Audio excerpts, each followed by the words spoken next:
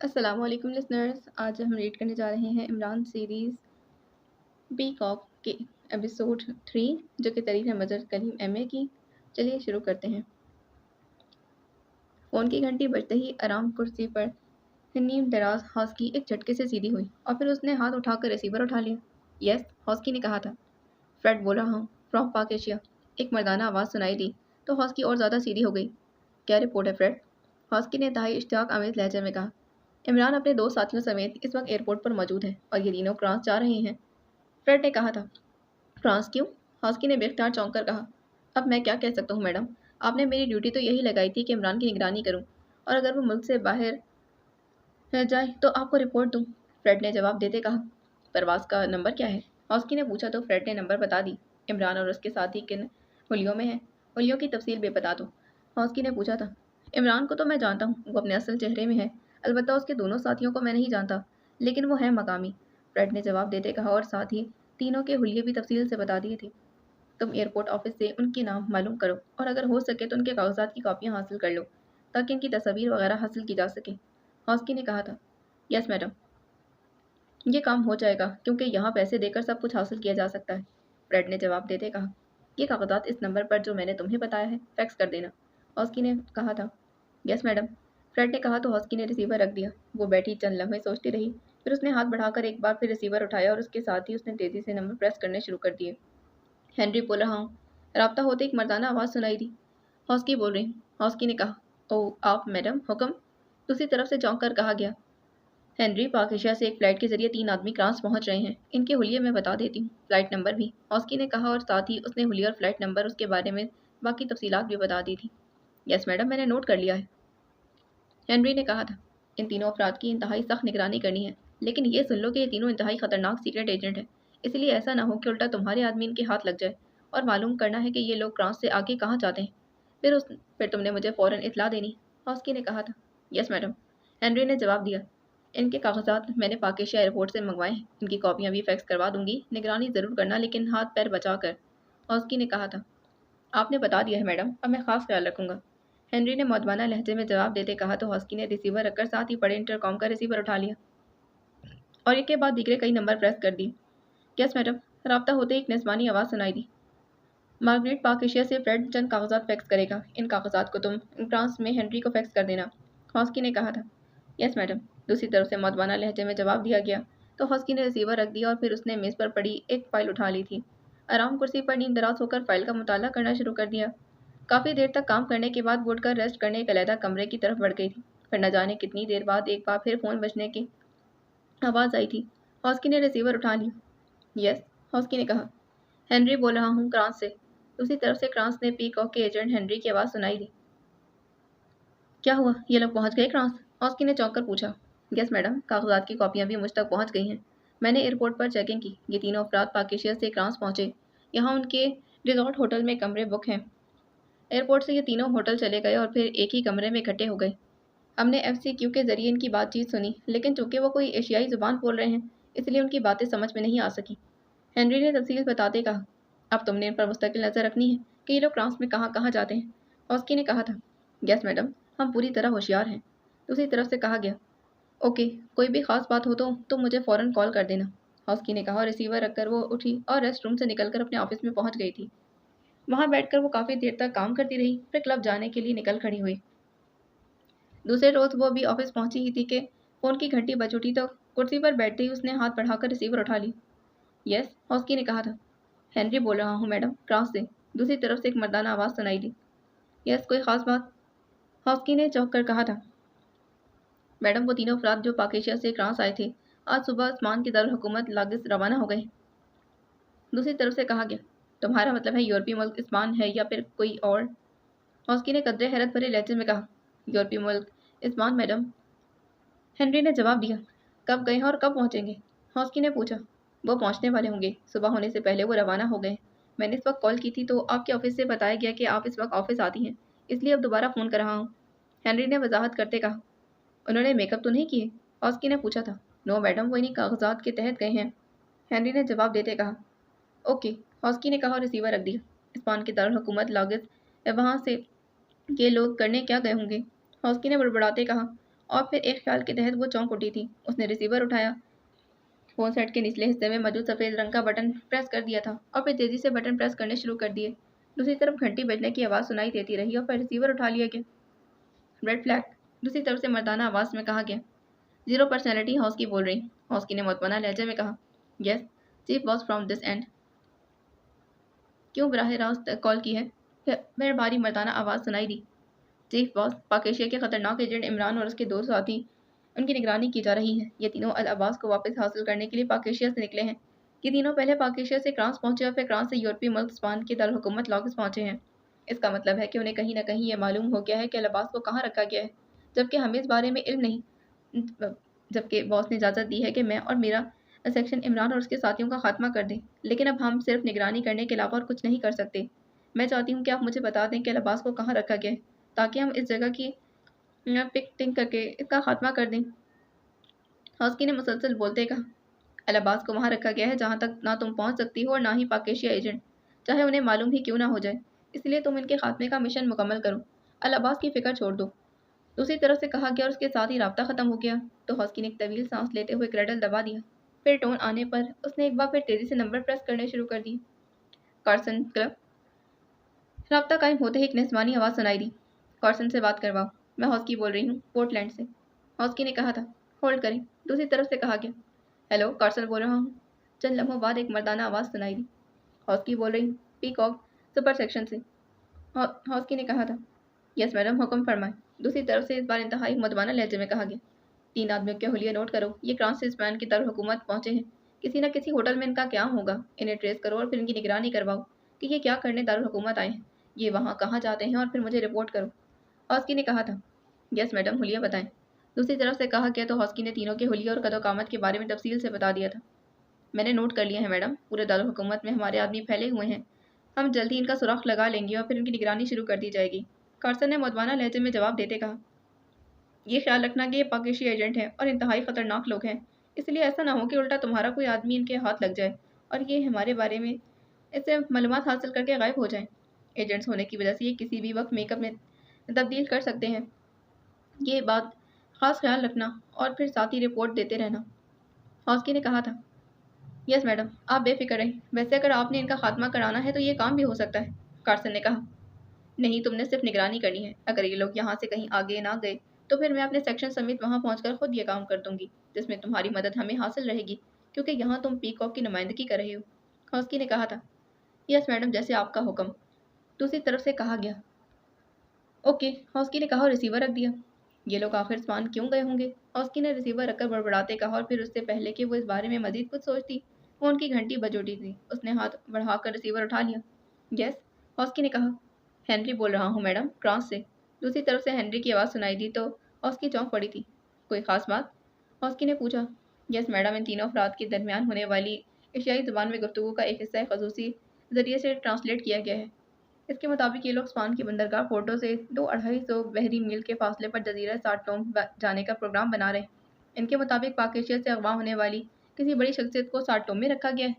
Henry نے تفصیل بتاتے کہا، اوہ، تو یہ بات ہے، ٹھیک ہے، تمہارا شکریہ، تم نے انتہائی اہم کام کیا ہے، گڈ بائے۔ ہاسکی نے مسرت بھرے لہجے میں کہا اور ریسیور رکھ دیا تھا۔ تو اسی لیے چیف باس کہہ رہے تھے کہ پاک ایشیا ایجنٹ وہاں تک کسی صورت نہیں پہنچ سکتے، لیکن یہ واقعی خطرناک ایجنٹ ہیں جنہوں نے پاک ایشیا میں بیٹھے بیٹھے معلوم کر لیا کہ العباس کو ساٹوم میں رکھا گیا ہے، اور چیف باس نے مجھے اس بارے میں اشارہ تک نہیں دیا۔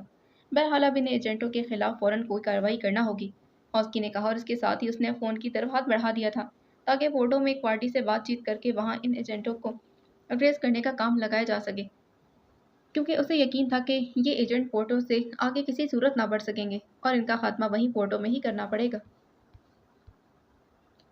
تنویر جولیا دونوں پورٹو کی بندرگاہ کے وسطی اور عریض ایریے میں اس طرح گھوم پھر رہے تھے کہ جیسے کسی پارک میں گھومتے ہیں، وہاں کے ماحول کو انجوائے کر رہے ہیں۔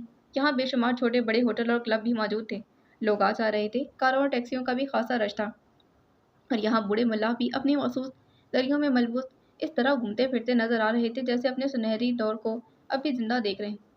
ہمارے یہاں آنے کا مقصد کیا ہے تنویر؟ جولیا نے قدرے سے چھوتے کہا، کسی ایسے آدمی کی تلاش جو ہمیں ساٹوم تک پہنچانے کا محفوظ راستہ بنا سکے۔ تنویر نے جواب دیا، تو کیا کسی کے چہرے پر لکھا ہوگا کہ وہ محفوظ راستہ ہے؟ جولیا نے کہا تو تنویر بے اختیار ہنس پڑا۔ हाँ, उसके चेहरे पर लिखा हुआ होगा। तुम चाहो तो किसी रेस्टोरेंट में बैठकर चाय पी लो, मैं पहुंच जाऊंगा। तनवीर ने जवाब दिया। नहीं, मैं इस माहौल में अकेली नहीं बैठ सकती। जूलिया ने जवाब दिया तो तनवीर ने इस अंदाज में सर हिला दिया जैसे उसे जूलिया की बात बेहद पसंद आई हो। और एक बार फिर वो दोनों आगे बढ़ने लगे। अचानक तनवीर एक जगह रुक गया था। जूलिया भी चौंक कर ठिठक गई। सामने एक पत्थर पर एक बूढ़ा मल्लाह बैठा हुआ था, लेकिन उसके चेहरे पर शिकस्तगी के तासुरात वाज़ेह नजर आ रहे थे। आपका क्या नाम है? तनवीर ने आगे बढ़कर कहा तो सर झुकाकर बैठा हुआ बूढ़ा बेख्तियार चौंक पड़ा। तुम कौन हो? क्या सयाह हो? बूढ़े ने उम्मीद भरे लहजे में कहा। हम सयाह भी हैं और इस इलाके पर यूनिवर्सिटी की तरफ से मजमून लिखने के लिए तैयारी करने यहाँ आए हैं। अगर आप हमें मखसूस मालूमात दे सकें तो $100 इनाम मिलेंगे और साथ ही जिस कदर चाहो शराब भी। तनवीर ने कहा तो बूढ़े का चेहरा बेख्तियार खिल उठा। ओके, तो आओ कहीं बैठते हैं, बूढ़े ने उठते हुए कहा। नाम तो तुमने बताया नहीं, और क्या बताओगे? जूलिया ने कहा। मेरा नाम किंग है और मुझे अब ओल्ड किंग कहा जाता है। कभी मैं भी इस इलाके का वाकई किंग था। हर काम में नुमाया रहता था, लेकिन अब मैं बूढ़ा और नाकारा हो गया हूँ। बहरहाल तुम्हें मैं मालूमात दे सकता हूँ, बल्कि तुमने बेहतरीन आदमी का इंतखाब किया है। मेरे अलावा और कोई आदमी अब जिंदा नहीं रहा जो तुम्हें हकाइक पर मबनी मालूमात दे सके। बूढ़े किंग ने अपनी तारीफ करते कहा। आओ हमारे साथ, तनवीर ने मुस्कुराते कहा, और फिर वो अपने साथ लिए एक छोटे से रेस्टोरेंट में आकर बैठ गए। यहाँ ज़्यादा रश और शोर नहीं था। वेटर को उन्होंने किंग के लिए शराब और अपने लिए मशरूबात का ऑर्डर दे दिया। तुम शराब नहीं पीते?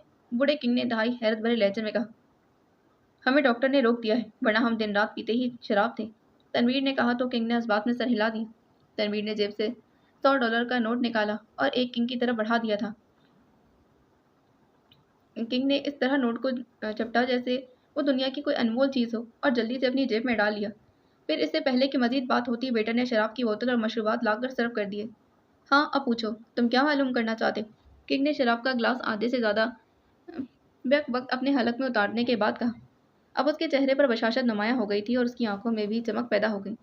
तुम्हें मालूम है कि पोर्टो से साटोम जाना तकरीबन नामुमकिन है, जब तक साटोम खुद इसकी इजाज़त ना दे। लेकिन हमने साटोम न सिर्फ पहुंचना है, बल्कि वहां से सही सलामत वापस भी आना है। तुम इस बारे में हमारी क्या मदद कर सकते हो? तनवीर ने कहा तो किंग ने बाकी आधा ग्लास हलक में उंडेला और फिर ग्लास मेज पर रखकर जेब से $100 का नोट निकाला और वापस तनवीर की तरफ बढ़ा दिया। आई एम सॉरी, मैं साटोम के खिलाफ तुम्हारी कोई मदद नहीं कर सकता, वरना वो मुझे तो क्या मेरे पूरे खानदान को सरेआम उड़ा देगा, और किसी में इतनी जरूरत नहीं कि वो उसका या उसके आदमियों का हाथ पकड़ सके। और तुम भी इस ख्याल से बाज आ जाओ, वरना मारे जाओगे। किंग ने कहा था। इसे तुम रखो और ये दूसरा नोट भी ले लो। हमारा कोई गलत मकसद नहीं, हम सिर्फ एडवेंचर के तौर पर ऐसा करना चाहते हैं। अगर तुम में हिम्मत नहीं है तो किसी और के बारे में बता दो जो हमें ये हिम्मत दिखा सके, तनवीर ने कहा, और $100 का एक और नोट निकालकर पहले नोट पर रखा और फिर दोनों नोट किंग की तरफ बढ़ा दी। अगर तुम ऐसा करना चाहते हो तो फिर कार्सन क्लब चले जाओ। इसका मालिक रॉबर्ट है, जिसे प्रिंस कार्सन कहा जाता है। वो भी मेरी तरह बूढ़ा आदमी है, लेकिन वो डंके की चोट पर साटोम की मुखालफत करता है, और साटोम उसका आज तक कुछ नहीं बिगाड़ सका। वो तुम्हें सब कुछ बता देगा। इसे मेरा नाम ले देना। किंग ने नोटों को जेब में रखते कहा। तुम्हारा नाम सुनकर क्या वो काम करेगा? तनवीर ने कहा था। काम तो वो अपनी मर्जी का मुआवजा लेकर करेगा। मेरा नाम लेने पर वो काम करने पर आमादा हो जाएगा, क्योंकि मैं भी उन लोगों में शामिल हूँ जो प्रिंस कार्सन की तरह साटोम के सताए हुए हैं। फर्क सिर्फ यह है कि प्रिंस कार्सन अमीर आदमी है और मैं गरीब हूँ। किंग ने कहा और उठकर इस तरह बैरूनी दरवाजे की जानिब बढ़ता चला गया जैसे उनका वाकिफ ही ना। तनवीर ने वेटर को बुलाकर उसे बिल दिया और फिर वो दोनों उठकर रेस्टोरेंट से बाहर आ गए थे। तुम खामा में दौलत लुटा रहे हो और वक्त भी ज़ाया कर रहे हो। ये शिकस्ता टाइप लोग हमारी क्या मदद करेंगे? जूलिया ने बाहर आकर मुंह बनाते कहा। हम मुकम्मल अंधेरे से रोशनी की तरफ जा रहे हैं, और बेहतर है कि तुम इस किस्म के कमेंट्स देने की बजाय खामोश रहो। मैं अपने बारे में ऐसे कमेंट सुनने का आदी नहीं हूँ। अगर ज़्यादा थक गई हो तो वापस जाकर होटल में आराम करो। तनवीर ने कदरे दुरुस्त लहजे में कहा। चलो ठीक है, मैं भी देखती हूँ कि रोशनी कब और कहाँ मिलती है तुम्हें। जूलिया ने भी मुंह बनाते हुए जवाब दिया तो तनवीर का चेहरा गुस्से से भड़क उठा, लेकिन फिर वो कुछ सोचकर खामोश रहा। थोड़ी देर बाद वो कार्सन क्लब के सामने पहुंच गए थे। ये 2 मंजिला इमारत थी और यहाँ आने जाने वाले तमाम अफराद आम से मल्लाह दिखाई दे रहे थे। हमने कार्सन से मिलना है और हमें ओल्ड किंग ने भेजा है। तनवीर ने काउंटर पर बैठते हुए एक अधेड़ उम्र आदमी से कहा, तो वो चंद लम्हे तो गौर से तनवीर और जूलिया को देखता रहा। फिर उसके चेहरे पर हल्की सी मुस्कुराहट तैरने लगी। इस बूढ़े अयार ने कितनी रकम ऐंठ ली है आपसे? काउंटर मैन ने कहा। हमने इसे कोई रकम नहीं दी। तुम कार्सन से बात करो या हमें इजाज़त दो कि हम उसके ऑफिस चले जाएं। तनवीर ने कदरे सख्त लहजे में कहा तो काउंटर मैन ने सामने पड़े हुए फ़ोन का रिसीवर उठाया और यके बाद दीगरे कई नंबर प्रेस कर दी। काउंटर से रॉकी बोल रहा हूँ, एक सयाह जोड़ा आपसे मिलना चाहता है। इन्हें ओल्ड किंग ने भेजा है। काउंटरमैन रॉकी ने मौदबाना लहजे में कहा। भिजवा दो, दूसरी तरफ से कहा गया तो रॉकी ने रिसीवर रख दी। सामने गली में चीफ का ऑफिस है, बाहर नाम लिखा हुआ है, चले जाओ। रॉकी ने दाएं हाथ की तरफ इशारा करते कहा तो तनवीर सर हिलाता इस तरफ मुड़ गया था। जूलिया उसके पीछे थी। गली के आखिर में वाकई एक दरवाज़ा था जिसके बाहर कार्सन की नेम प्लेट मौजूद थी, लेकिन वहाँ कोई मुसल्लह आदमी मौजूद नहीं था। तनवीर ने आगे बढ़कर दरवाजे पर दबाव डाला तो वो खुलता चला गया। तनवीर आगे बढ़ा और कमरे में दाखिल हुआ। उसके पीछे जूलिया थी। कमरा ऑफिस के अंदाज में सजाया हुआ था। मेज़ की दूसरी तरफ एक खासा बूढ़ा आदमी कुर्सी पर बैठा बड़े गौर से उन्हें देख रहा था। मेरा नाम मार्शल है और ये मेरी साथी मार्गरेट है। तनवीर ने मेज़ की साइड से आगे बढ़कर मुसाफिर के लिए हाथ बढ़ाते हुए कहा। माफ़ करना, मैं उठ नहीं सकता, इसलिए मजबूरी है। कार्सन ने बैठे बैठे मुसाफिर के लिए हाथ बढ़ाते कहा। ओह अच्छा, कोई बात नहीं। तनवीर ने मुस्कुराते कहा और फिर पीछे हटकर जूलिया के साथ वाली कुर्सी पर बैठ गया। जूलिया मुसाफा करने के बजाय कुर्सी पर बैठ गई थी। हमें ओल्ड किंग ने भेजा है, तनवीर ने कहा। हाँ, मुझे फ़ोन पर बताया गया है और इसीलिए तो मैंने तुम्हें बुला लिया। क्या मसला है? कार्सन ने सर हिलाते कहा। हम साटोम जजीरे पर साटोम की मर्जी के बगैर जाना और वापस आना चाहते हैं, सिर्फ एडवेंचर के तौर पर, क्योंकि बज़ाहिर साटोम की इजाज़त के बगैर वहाँ किसी सूरत हम नहीं पहुँच सकते। तनवीर ने कहा। वैसे तो ये नामुमकिन है, लेकिन मेरे पास एक रास्ता मौजूद है, मगर ये इस कदर सेफ नहीं कि कहा जा सके कि कोई मुश्किल हाल नहीं होगी, लेकिन यहाँ कम मुश्किलात है। तुम मुझे असल बात बताओ कि तुम क्यों वहाँ जाना चाहते हो, कार्सन ने कहा था। यही असल बात है, तनवीर ने जवाब दिया। देखो, मेरी पूरी ज़िंदगी ऐसे ही मामलात में गुजरी है। मैं कभी साटोम जजीरे और पूरे इलाके का प्रिंस था, लेकिन अब सिर्फ एक क्लब तक महदूद होकर रह गया, इसीलिए मुझे साटोम से कोई दिलचस्पी नहीं, मगर इस तरह मैं तुम्हारी ज़्यादा अच्छी तरह मदद कर सकूँगा। जहाँ तक मेरा ख्याल है, तुम दोनों साटोम से मताक के सरबराह अल अब्बास को वापस लाना चाहते, जिसे साटोम में रखा गया है। कार्सन ने आगे की तरफ झुकते हुए कहा। तुम जो मर्जी आए समझ लो, बहरहाल तुम हमारी मदद करो और हमें कोई सेफ रास्ता बता दो, पूरी तफसील के साथ। इसका जो मुआवजा तुम कहोगे हम देने के लिए तैयार हैं, तनवीर ने कहा था। मुआवजा तो बहरहाल मैं लूँगा ही, और मुआवजा है $10 लाख। क्या तुम इतनी बड़ी रकम दे सकते हो? कार्सन ने कहा था। नहीं, इतनी रकम महज एडवेंचर के लिए खर्च नहीं की जा सकती। हम ज़्यादा से ज़्यादा $1 लाख दे सकते हैं। लेनी है तो बता दो, वरना हम किसी और को इस काम के लिए तलाश कर लेंगे, तनवीर ने कहा। अब मुझे यकीन आ गया है कि तुम वाकई एडवेंचर के लिए आए हो। बहरहाल $2 लाख। कार्सन ने फ़ौरन ही सरेंडर करते कहा तो तनवीर ने कोट की अंदरूनी जेब से चेक बुक निकाली और एक रकम चेक बुक पर लिखकर दस्तखत कर दिए थे। इसने चेक बुक से वो चेक अलहदा किया और कार्सन की जाने बढ़ा दिया था। ये गारंटेड चेक है, तनवीर ने कहा तो कार्सन ने चेक ले लिया था। वो कुछ देर चेक को गौर से देखता रहा, फिर उसके चेहरे पर इत्मीनान की तासुरात उभरे थे। उसने चेक तय करके जेब में डाला और फिर साइड पर झुककर उसने दोनों तरफ में रखी हुई बैसाखियाँ उठाकर उनकी मदद से उठ उठ खड़ा हुआ था। आओ मेरे साथ ताकि तफसील से बात हो सके, कार्सन ने कहा और बैसाखियों की मदद से मुड़कर वो भी कमरे में दाखिल हो गया। उसके पीछे तनवीर और जूलिया भी कमरे में दाखिल हो गए थे। कार्सन ने लाइट जलाई और फिर एक दीवार पर मौजूद बहुत बड़े पोस्टर पर मौजूद लाइट जला दी। बैठो। कार्सन ने इस पोस्टर के सामने मौजूद कुर्सियों पर बैठने का इशारा किया तो तनवीर और जूलिया कुर्सियों पर बैठ गए। देखो, ये पोर्टो बंदरगाह है। ये साटोम जजीरा और फिर पोर्टो से साटोम तक और साटोम के चारों तरफ आबी नर्सल जहिन या इलाके में राफा कहा जाता है। इंतहाई ख़तरनाक है, समंदर के अंदर भी और बाहर भी। समंदर के अंदर इनकी जड़ें इस तरह फैली हुई हैं कि इनके दरमियान कोई बोट नहीं चल सकती, और बाहर इसीलिए ख़तरनाक कि इंसान का गला तो एक तरह बोट की लकड़ी को भी काट देती हैं। इसमें सेफ रास्ते बने हुए हैं जिन्हें साटोम और उसके ख़ास आदमी जानते हैं। इन रास्तों पर सिर्फ साटोम की इजाज़त से ही मखसूस कश्तियों में सफ़र किया जा सकता है, जिसकी ज़ाहिर है वो इजाज़त नहीं देगा। मेरे पास एक रास्ता है, लेकिन ये रास्ता इंतहाई ख़तरनाक है। सिर्फ हिम्मत और हौसले वाले अफराद इस रास्ते पर सफ़र कर सकते हैं। ये बात नहीं कि इसका इल्म मेरे अलावा और किसी को नहीं, सबको है, साटोम को भी है। इसीलिए उसने इस रास्ते में 4 जगहों पर नाके लगाए हुए हैं, और ये नाके छोटे छोटे जजीरे हैं। इस रास्ते पर सफ़र करने वाला इन जजीरों के सामने से गुजर कर आगे बढ़ सकता है, और इन चारों छोटे जजीरों पर साटोम के ख़तरनाक लोग तैनात हैं। इन लोगों से किस तरह निपटना है, ये बात सफ़र करने वाला खुद सोच सकता है, कार्सन ने तफसील से बात करते कहा। वो रास्ता कौन सा है और किस तरह क्रॉस होगा राफा की मौजूदगी में, तनवीर ने कहा। ये देखो, ये सुर्ख रंग की लकीर, यही रास्ता है। इस रास्ते पर सिर्फ ऊंचे किनारों वाली बोट सफ़र कर सकती है। इस बोट को यहाँ डबल बोट कहा जाता है, क्योंकि सतह से इसकी चारों तरफ के किनारे खासे बुलंद होते हैं, और इन किनारों पर तेज़ धार के ऐसे आलात लगे हैं जो नस्लों को काट देते हैं। ये बोट भी मैं तुम्हें मुहैया कर सकता हूँ, और ऐसा बोट कैप्टन भी जो तुम्हें साटोम जजीरे तक ले जा सकता है, बशर्ते कि तुम नाव को कवर कर सको, कार्सन ने कहा। लेकिन तुम्हारे आदमी को भी तो मौत का खतरा हो सकता है, फिर, तनवीर ने कहा था। नहीं, वो मेरा आदमी, उसे हलाक नहीं किया जाएगा, बल्कि उसे वापस भेज दिया जाएगा। البتہ تمہارے بارے میں میری کوئی گارنٹی نہیں اور نہ ہی میں گارنٹی دے سکتا ہوں، اسی لیے پہلے بتا رہا ہوں۔ کارسن نے کہا، اچھا یہ بتاؤ کہ ساٹوم میں خود ساٹوم کہاں رہتا ہے اور جزیرے کی اندرونی ساخت کیا ہے؟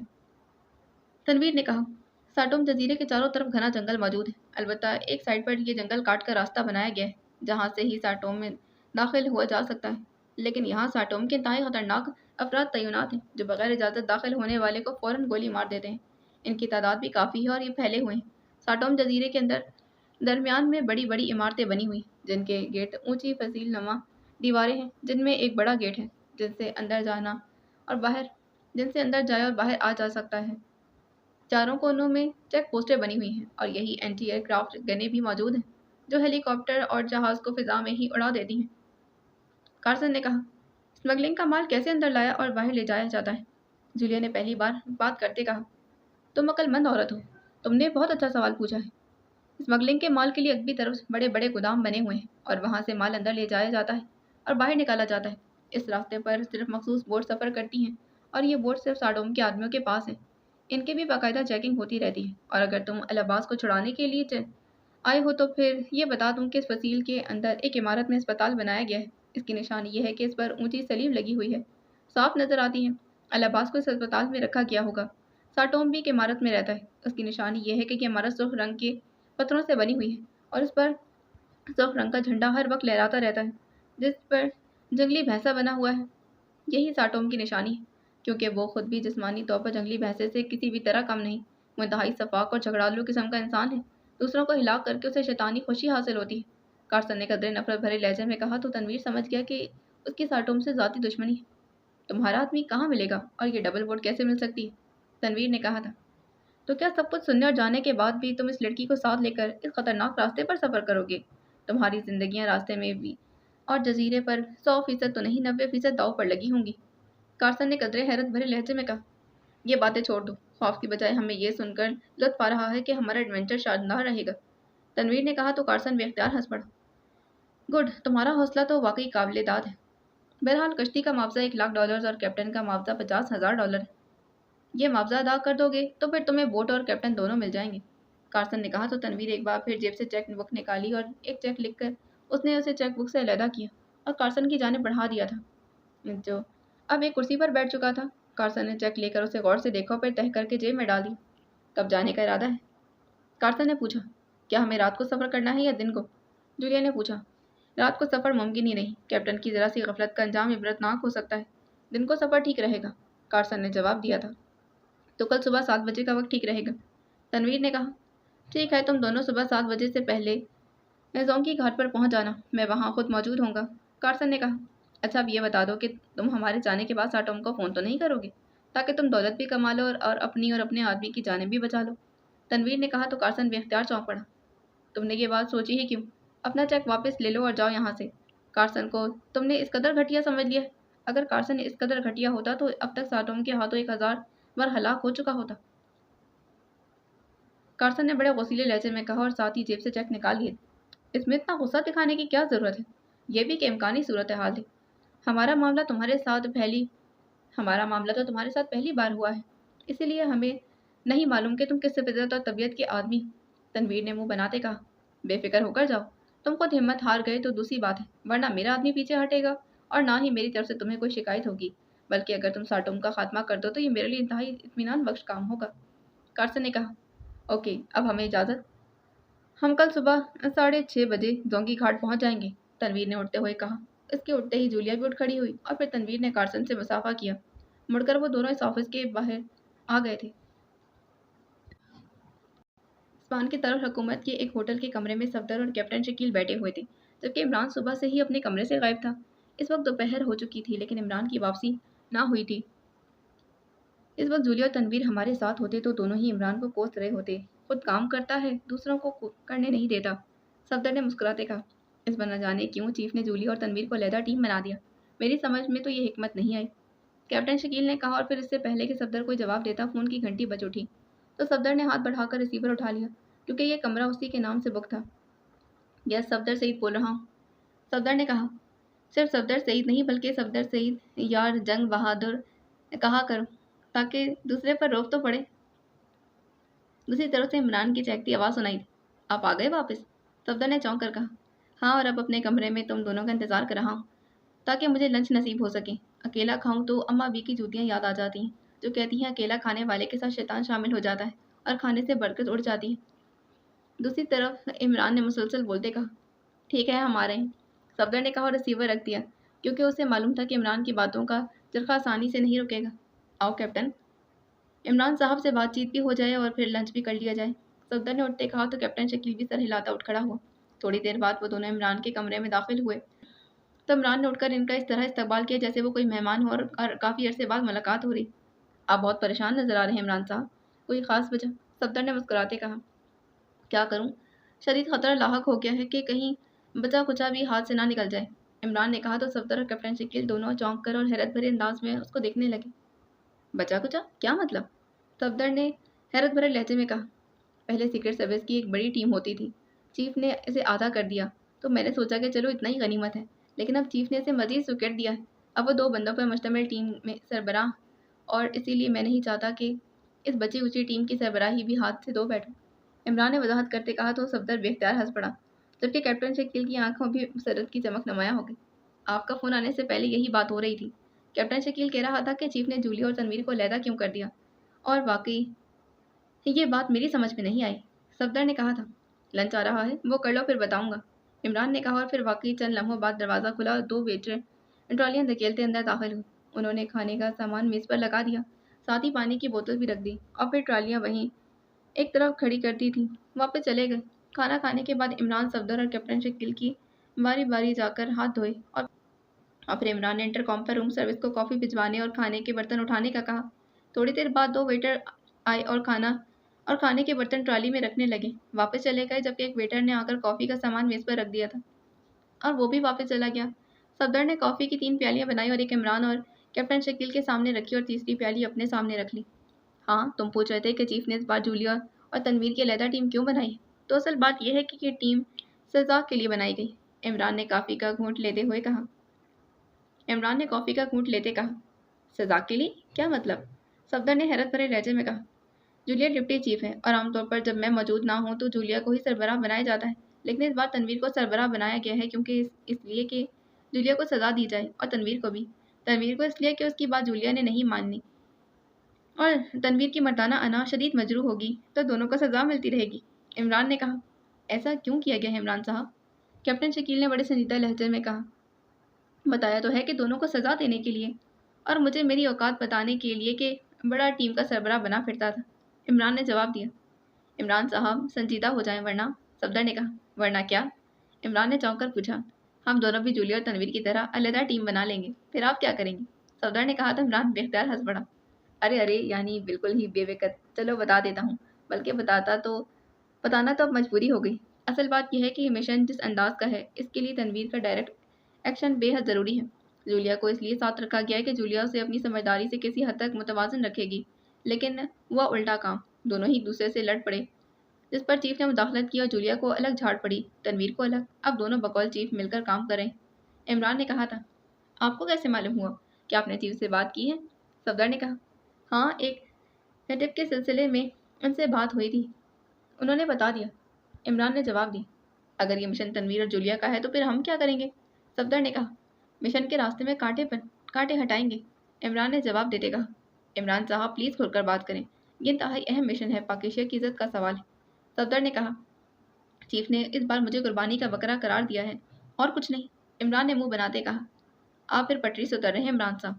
सफदर ने कहा, तुम सीधी सी बात भी नहीं समझते, पूरी दुनिया में बेचारा इमरान बदनाम है, सबके सामने वही है, पाकिस्तान सीक्रेट सर्विस और उसका चीफ छुपे हुए हैं। अब जो तंजीम अल अब्बास को अगवा करके ले गई है और उसे बहरहाल ये तो मालूम होगा ही कि इमरान और पाकिस्तान सीक्रेट सर्विस उसके पीछे आएंगे। यहूदियों के पास एक तंजीम नहीं है, बेशुमार तंजीमें हैं, लेकिन इसके सामने सिर्फ इमरान है, इसीलिए लामहला इमरान की ही निगरानी होगी। जबकि जूलिया और तनवीर को कोई जानता नहीं, फिर मिशन भी तनवीर स्टाइल का है, इसलिए मिशन तो मुकम्मल करेगी तनवीर और जूलिया की टीम, जबकि हम मुखालिफ तंजीमों की तवज्जो हटाए रखेंगे और तनवीर और जूलिया के रास्ते से कांटे हटाते जाएंगे। मतलब कि मुखालिफ तंजीमों को इस कदर उलझाएंगे कि वो इन दोनों की तरफ मुतवज्जा ही ना हो सके। इमरान ने संजीदा लहजे में तफसील से वजाहत करते कहा, لیکن جولیا اور تنویر کیسے مشن مکمل کریں گے؟ کیا وہ اکیلے راستے کی مشکلات پر قابو پا لیں گے؟ اور پھر راستے تو بے حد مشکل ہیں، آپ کو ان سے رابطہ رکھنا چاہیے، اس بار کیپٹن شکیل نے کہا۔ تنویر کی فکر مت کرو، وہ ڈیشنگ ایجنٹ ہے، وہ ساٹوم جیسے بدماشوں اور گینگسٹرز کے بس سے باہر ہے، پھر ساتھ جولیا بھی ہے تو سونے پر سہاگے والا کام ہو جائے گا۔ اور جہاں تک رابطے کا تعلق ہے تو چیف نے منع کیا ہے کہ ان سے کسی قسم کا کوئی رابطہ نہیں رکھا جائے گا، تاکہ ایجنٹ کو یہ معلوم نہ ہو سکے کہ ان کا تعلق عمران سے ہے یا پیٹریشیا سیکرٹ سروس سے۔ عمران نے جواب دیتے کہا، ٹھیک ہے چیف، بہتر جانتے ہیں، لیکن اب ہم نے یہاں بیٹھ کر کیا کرنا ہے؟ صفدر نے کہا تھا، ہم نے یہاں سے پورٹو جانا ہے اور پھر وہاں ہم نے یہودی تنظیموں کا راستہ روکنا ہے تاکہ وہ یہ نہ سمجھ سکیں کہ اصل مشن کوئی اور پورا کر رہا ہے۔ وہ ہم سے لڑ کر یہ سمجھتے رہیں گے کہ ہمیں الجھائے ہوئے ہیں۔ عمران نے جواب دیا، ہم کیسے انہیں ٹریس کریں گے؟ صفدر نے کہا، ہم نے نہیں، انہوں نے ہمیں ٹریس کرنا ہے، اسی لیے ہم اپنے اصل چہروں میں ہیں۔ عمران نے کہا تھا، اوہ، اسی لیے پاکیشیا ایئرپورٹ پر ہماری نگرانی کی جا رہی تھی؟ صفدر نے چونک کر کہا، ہاں، وہ نہ صرف پاکیشیا ایئرپورٹ پر بلکہ فرانس میں بھی، یہاں پر بھی نگرانی کی جا رہی ہے۔ مقابلہ تو شاید پورٹو جا کر ہوگا۔ عمران نے کہا تھا، تو کب چلنا ہے پورٹو؟ صفدر نے بے چین لہجے میں کہا، ہمیں معلوم ہے کہ تم دونوں ایکشن میں آنے کے لیے بےتاب ہو، لیکن بغیر کسی ٹپ کے وہاں جانا اپنے آپ کو موت کے منہ میں ڈالنے کے مترادف ہے۔ اسی لیے میں صبح سے اسی پر کام کر رہا تھا اور اللہ تعالیٰ کا شکر ہے کہ میں نے ایک معقول ٹپ کا بندوبست کر لیا ہے جو وہاں پی کاک اور دوسری یہودی تنظیموں کے خلاف بھی ہمارے لیے کام کرے گی۔ گو میرے پاس پاکیشیا سے چلتے ہوئے بھی ایک ٹپ موجود تھی جو مجھے اس آدمی نے دی تھی جس نے ساٹوم کے بارے میں اطلاع دی تھی، لیکن مجھے خدشہ تھا کہ یہ ٹپ الٹا ہمارے پھندے ہی نہ پڑ جائے، اس لیے میں نے اسے ڈراپ کر دی اور نئی ٹپ ٹریس کرنے میں لگا تھا۔ عمران نے کہا، تو صفدر اور کیپٹن شکیل دونوں نے اس بات میں سر ہلا دیا۔ عمران صاحب، کون ہماری نگرانی کر رہا؟ کیپٹن شکیل نے پوچھا۔ جو معلومات ہمیں ملی ہیں ان کے مطابق فرانس میں جو گروپ ہماری نگرانی کر رہا ہے وہ فرانس میں پی کاک کا ایجنٹ ہے، اور جس کو وہ رپورٹ دے رہا ہے وہ پی کاک کے سپر سیکشن کی انچارج ایک خاتون ہاسکی ہے، اور یہاں وہ ہاسکی سے جس نے پاکیشیا سے انتہائی کامیابی سے لباس کو اغوا کیا ہے، اسی لیے اسے آسان نہ لیا جائے، عمران نے کہا، اور ایک بار پھر صفدر اور کیپٹن شکیل دونوں نے اس بات میں سر ہلا دیے تھے۔ ساٹوم سر سے گنجا تھا، ناک طوطے کی چونچ کی طرح مڑی ہوئی تھی، ٹھوڑی کی بناوٹ ہتھوڑے جیسی تھی، آنکھیں چھوٹی تھیں لیکن ان میں تیز شیطانی چمک تھی، اور وہ چہرے مہرے سے انتہائی عیار، شاطر، شفاق اور ظالم دکھائی دیتا تھا۔ اس کا جسم جنگلی بھینسے کی طرح پھیلا ہوا تھا۔ وہ اپنے بڑے سے آفس میں کرسی پر اس طرح اکڑا بیٹھا تھا جیسے اس کے پورے جسم کا کلف لگا ہو۔ میز پر دو مختلف رنگوں کے فون پڑے ہوئے تھے جن پر وقفے وقفے سے کالیں آ رہی تھیں، اور وہ بڑے تحکمانہ لہجے میں جواب دے رہا تھا۔ کمرے کا دروازہ کھلا اور ایک لمبے قد کا نوجوان جس کا جسم ورزشی تھا اندر داخل ہو۔ اس نے بڑے مؤدبانہ انداز میں ساٹوم کو سلام کیا۔ بیٹھو، ساٹوم نے آنے والے سے کہا، اور وہ میز کی دوسری جانب کرسی پر اس طرح بیٹھ گیا جیسے کرسی کی سیٹ پر کیلوں کے تیز سرے باہر کو نکلے ہوئے۔ تمہیں معلوم ہے کہ متاع کا سربراہ العباس اس وقت ہمارے پاس ہے؟ ساٹوم نے آگے کی طرف جھکے بغیر اس طرح اکڑے ہوئے انداز میں بات کرتے کہا۔ یس چیف، نوجوان نے انتہائی فدیانہ لہجے میں جواب دیتے کہا۔ اس کو واپس لے جانے کے لیے پاک ایشیا سیکرٹ سروس حرکت میں آ چکی ہے، اور کہا جاتا ہے کہ یہ سروس انتہائی خطرناک ایجنٹوں پر مشتمل ہے، اور خاص طور پر ان کا سربراہ عمران نامی آدمی ہے جو یہودیوں کا دشمن نمبر 1 ہے۔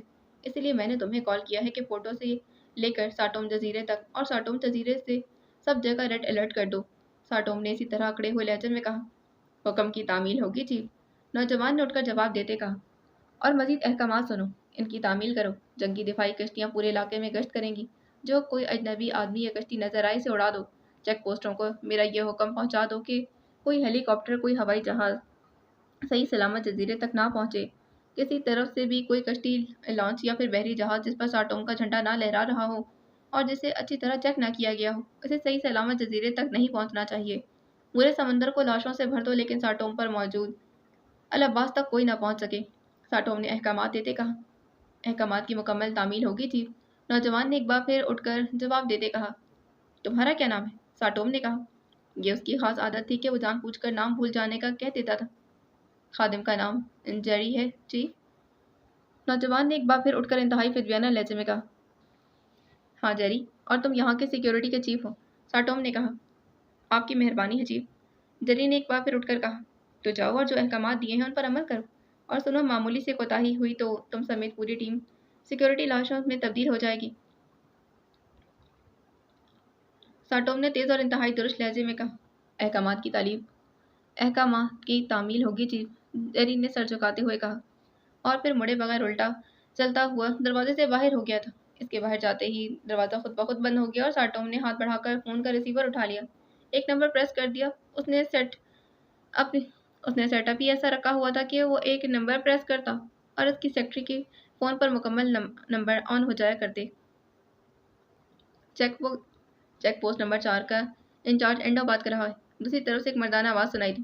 ساٹوم نے کہا، یس چیف۔ حکم چیف، یس چیف۔ دوسری طرف سے انتہائی بوکھلائے ہوئے لہجے میں جواب دیا گیا۔ چیک پوسٹ نمبر 4 کو ریڈ الرٹ کر دو۔ کوئی اجنبی آدمی، اجنبی کشتی، لانچ یا پھر جہاز کوئی بھی چیک پوسٹ کو صحیح سلامت کراس نہ کر سکے، اور میگا وائس کو اوپن کر دو تاکہ جو کچھ وہاں ہو وہ سنائی دے سکے۔ ساٹوم نے درست اور سخت لہجے میں کہا۔ حکم کی تعمیل ہوگی چیف۔ دوسری طرف سے انتہائی مؤدبانہ لہجے میں کہا گیا۔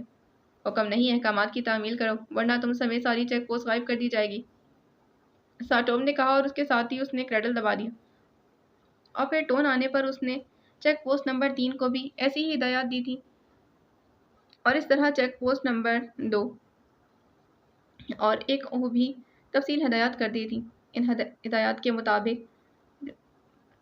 لیکن پھر اگلے ہی لمحے اس نے دوسرے رنگ کے فون کا ریسیور اٹھایا اور اس کے نمبر پریس کرنے شروع کر دیے۔ اس کا خاص فون تھا جس کا تعلق سیکرٹری سے نہیں تھا۔ دوسری طرف گھنٹی بجنے کی آواز سنائی دی اور پھر ریسیور اٹھا لیا گیا۔ اسٹون بول رہا ہوں، ایک مردانہ آواز سنائی دی۔ ساٹوم نے اسی طرح اکڑے ہوئے لہجے میں کہا، یس سر، حکم سر۔ دوسری طرف سے بولنے والے کا لہجہ یا حلق انتہائی مؤدبانہ ہو گیا۔ جزیرے پر مزید مال کب پہنچ رہا ہے؟ ساٹوم نے پوچھا۔ 15 روز کے اندر چیف، دوسری طرف سے کہا گیا۔ اسے 1 ماہ کے لیے روک دو۔ 1 ماہ تک جزیرے پر نہ کوئی مال آئے گا اور نہ ہی کوئی مال یہاں سے جائے گا، ساٹوم نے چیختے لہجے میں کہا۔ یس چیف، حکم کی تعمیل ہوگی، دوسری طرف سے کہا گیا۔ اور سنو، اس 1 ماہ کے دوران تمہاری کوئی موٹر بوٹ، لانچ یا جہاز کوئی چیز جزیرے کے قریب نہیں آئے گی ورنہ اسے تباہ کر دیا جائے گا، ساٹوم نے تیز لہجے میں کہا۔ یس چیف، دوسری طرف سے اسی طرح انتہائی مؤدبانہ لہجے میں کہا گیا تو ساٹوم نے کریڈل پریس کر دیا اور پھر ٹون آنے پر اس نے ایک بار پھر تیزی سے نمبر پریس کرنے شروع کر دیے۔ جیگر بول رہا ہوں، رابطہ ہوتے ہی ایک مردانہ آواز سنائی دی۔ ساٹوم نے اپنے مخصوص انداز میں کہا۔ اوہ، آپ حکم فرمائیں، دوسری طرف سے قدرے نرم لہجے میں کہا گیا۔ پاک ایشیا سیکرٹ سروس کے بارے میں تم کچھ جانتے ہو؟ ساٹوم نے کہا۔ صرف سنا ہوا ہے کہ دنیا کے انتہائی خطرناک ترین لوگ ہیں۔ انہوں نے آج تک ناکامی کا منہ نہیں دیکھا اور کامیابی ان کے ساتھ ساتھ چلتی ہے۔ خاص طور پر ایک آدمی عمران کے بارے میں تو کہا جاتا ہے کہ وہ بھیڑ کی طرح معصوم نظر آتا ہے، لیکن بھیڑ کی کھال میں دراصل بھیڑیا ہے۔ آپ کیوں پوچھ رہے ہیں؟ جیگر نے کہا تھا۔ مجھے بتلایا گیا ہے کہ پاک ایشیا سیکرٹ سروس جس کی سربراہی عمران کر رہا ہے، ساٹوم آ رہی ہے۔ میں چاہتا ہوں کہ انہیں اپنے ہاتھوں سے ہلاک کر دوں۔ کیا تمہارے پاس اس عمران کی کوئی تصویر ہے؟ ساٹوم نے کہا تھا۔ وہ لوگ میک اپ کرنے کے ماہر ہیں، اسی لیے تصویر کا تو کوئی فائدہ نہیں۔ البتہ اس عمران کی ایک نشانی بتائی جا سکتی ہے کہ وہ زیادہ دیر تک سنجیدہ نہیں رہ سکتا، اس سے زیادہ کچھ نہیں، جیگر نے جواب دیا۔ تو پھر اسے پہچانا کیسے جائے گا؟ ساٹوم نے کہا۔ کہاں پر اور کس مقام پر؟ جیگر نے پوچھا تھا۔ بوٹوں میں، اور کہاں؟ یہاں سے وہ ساٹوم پہنچنے کی حماقت کرے گا؟ ساٹوم نے کہا۔ کوئی ایسا آدمی اسے ٹریس کر سکتا ہے جو اس سے اچھی طرح واقف ہو، جیگر نے کہا۔ اچھا، ساٹوم نے کہا، پھر ریسیور رکھ دی۔ جب یہاں آئے گا تو پھر دیکھ لیں گے، اب کہاں اس کے پیچھے بھاگتے رہیں، ساٹوم نے کہا، اور پھر میز پر موجود شراب کی بوتل اٹھا کر اس نے اس کا ڈھکن ہٹا دیا اور اسے منہ سے لگا لیا تھا، اور جب تک بوتل میں موجود شراب کا آخری قطرہ اس کے حلق میں نہیں اتر گیا اس نے بوتل کو منہ سے علیحدہ نہیں کیا۔ پوری بوتل پی کر اس نے خالی بوتل سائڈ پر پڑی ہوئی بڑی سی ٹوکری میں پھینک دی تھی اور دوسری بوتل کی طرف ہاتھ بڑھا دیا۔ وہ بے تحاشا شراب پینے میں مشہور تھا، اسی لیے کچھ کہا نہیں جا سکتا تھا کہ کتنی بوتلیں پینے کے بعد اس کا ہاتھ رکے گا۔ مجھے شک پڑتا ہے کہ کارسن نے ہمارے ساتھ گیم کھیلی، جولیا نے اٹھتے ہوئے کہا۔ وہ اس وقت ہوٹل کے اس کمرے میں موجود تھے جو تنویر کے نام پر بک تھا۔ جولیا تیار ہو کر تنویر کے کمرے میں آ گئی تھی اور تنویر بھی اس دوران تیار ہو چکا تھا۔ پھر تنویر نے روم سروس کو فون کر کے ناشتہ وہیں کمرے میں ہی منگوا لیا، اور ناشتہ کرنے اور کافی پینے کے بعد تنویر نے روم سروس کو فون کر کے ویٹر کو کال کیا۔ اس کے برتن لے جانے کے بعد تنویر اٹھ کھڑا ہوا جبکہ جولیا نے اٹھتے ہوئے کارسن پر اپنے شک کا اظہار کیا تھا۔ جو ہوگا دیکھ لیں گے، بہرحال ہمیں آگے تو بڑھنا ہے، تنویر نے کہا اور دروازے کی طرف بڑھ گیا۔ اس نے دروازہ کھولا اور پھر اپنے پیچھے آنے والی جولیا کو راستہ دینے کے لیے وہ سائڈ پر ہو گیا تھا۔ جولیا کمرے سے باہر آئی تو اس کے عقب میں تنویر بھی باہر آ گیا۔ اس نے دروازہ لاک کیا اور پھر چابیاں کاؤنٹر پر دینے کے بعد انہیں یہ نوٹ کرا دیا کہ وہ دارالحکومت سے باہر جا رہے ہیں اور انہیں واپس آنے میں 2-4 روز لگ جائیں گے، اسی لیے ان کے کمروں میں موجود سامان کا خیال رکھا جائے۔ پھر دونوں ہوٹل کے مین گیٹ سے باہر آ گئے۔ اسلحے کا کیا ہوگا؟ جولیا نے کہا۔ میں نے کارسن کو فون پر کہہ دیا کہ وہ ہمارے اسلحے کا بندوبست کرے۔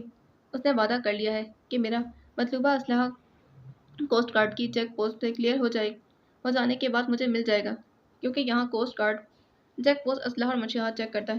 تنویر نے ہوٹل سے باہر موجود ٹیکسی کاروں میں سے ایک ٹیکسی کی طرف بڑھتے ہوئے کہا تو جولیا نے اس بات میں سر ہلا دیا۔ تھوڑی ہی دیر بعد ٹیکسی نے انہیں زونگی گھاٹ کے قریب ڈراپ کر دیا تھا اور واپس چلی گئی تو تنویر اور جولیا دونوں گھاٹ کی جانب بڑھنے لگے تھے۔ ہیلو مسٹر مارشل اور مس کریچ، اچانک انہیں کچھ فاصلے پر آواز سنائی دی تو دونوں تیزی سے اس طرف مڑے تھے جہاں سے آواز آئی تھی۔ انہوں نے کارسن کو بیساکھیوں کی مدد سے کھڑے دیکھا۔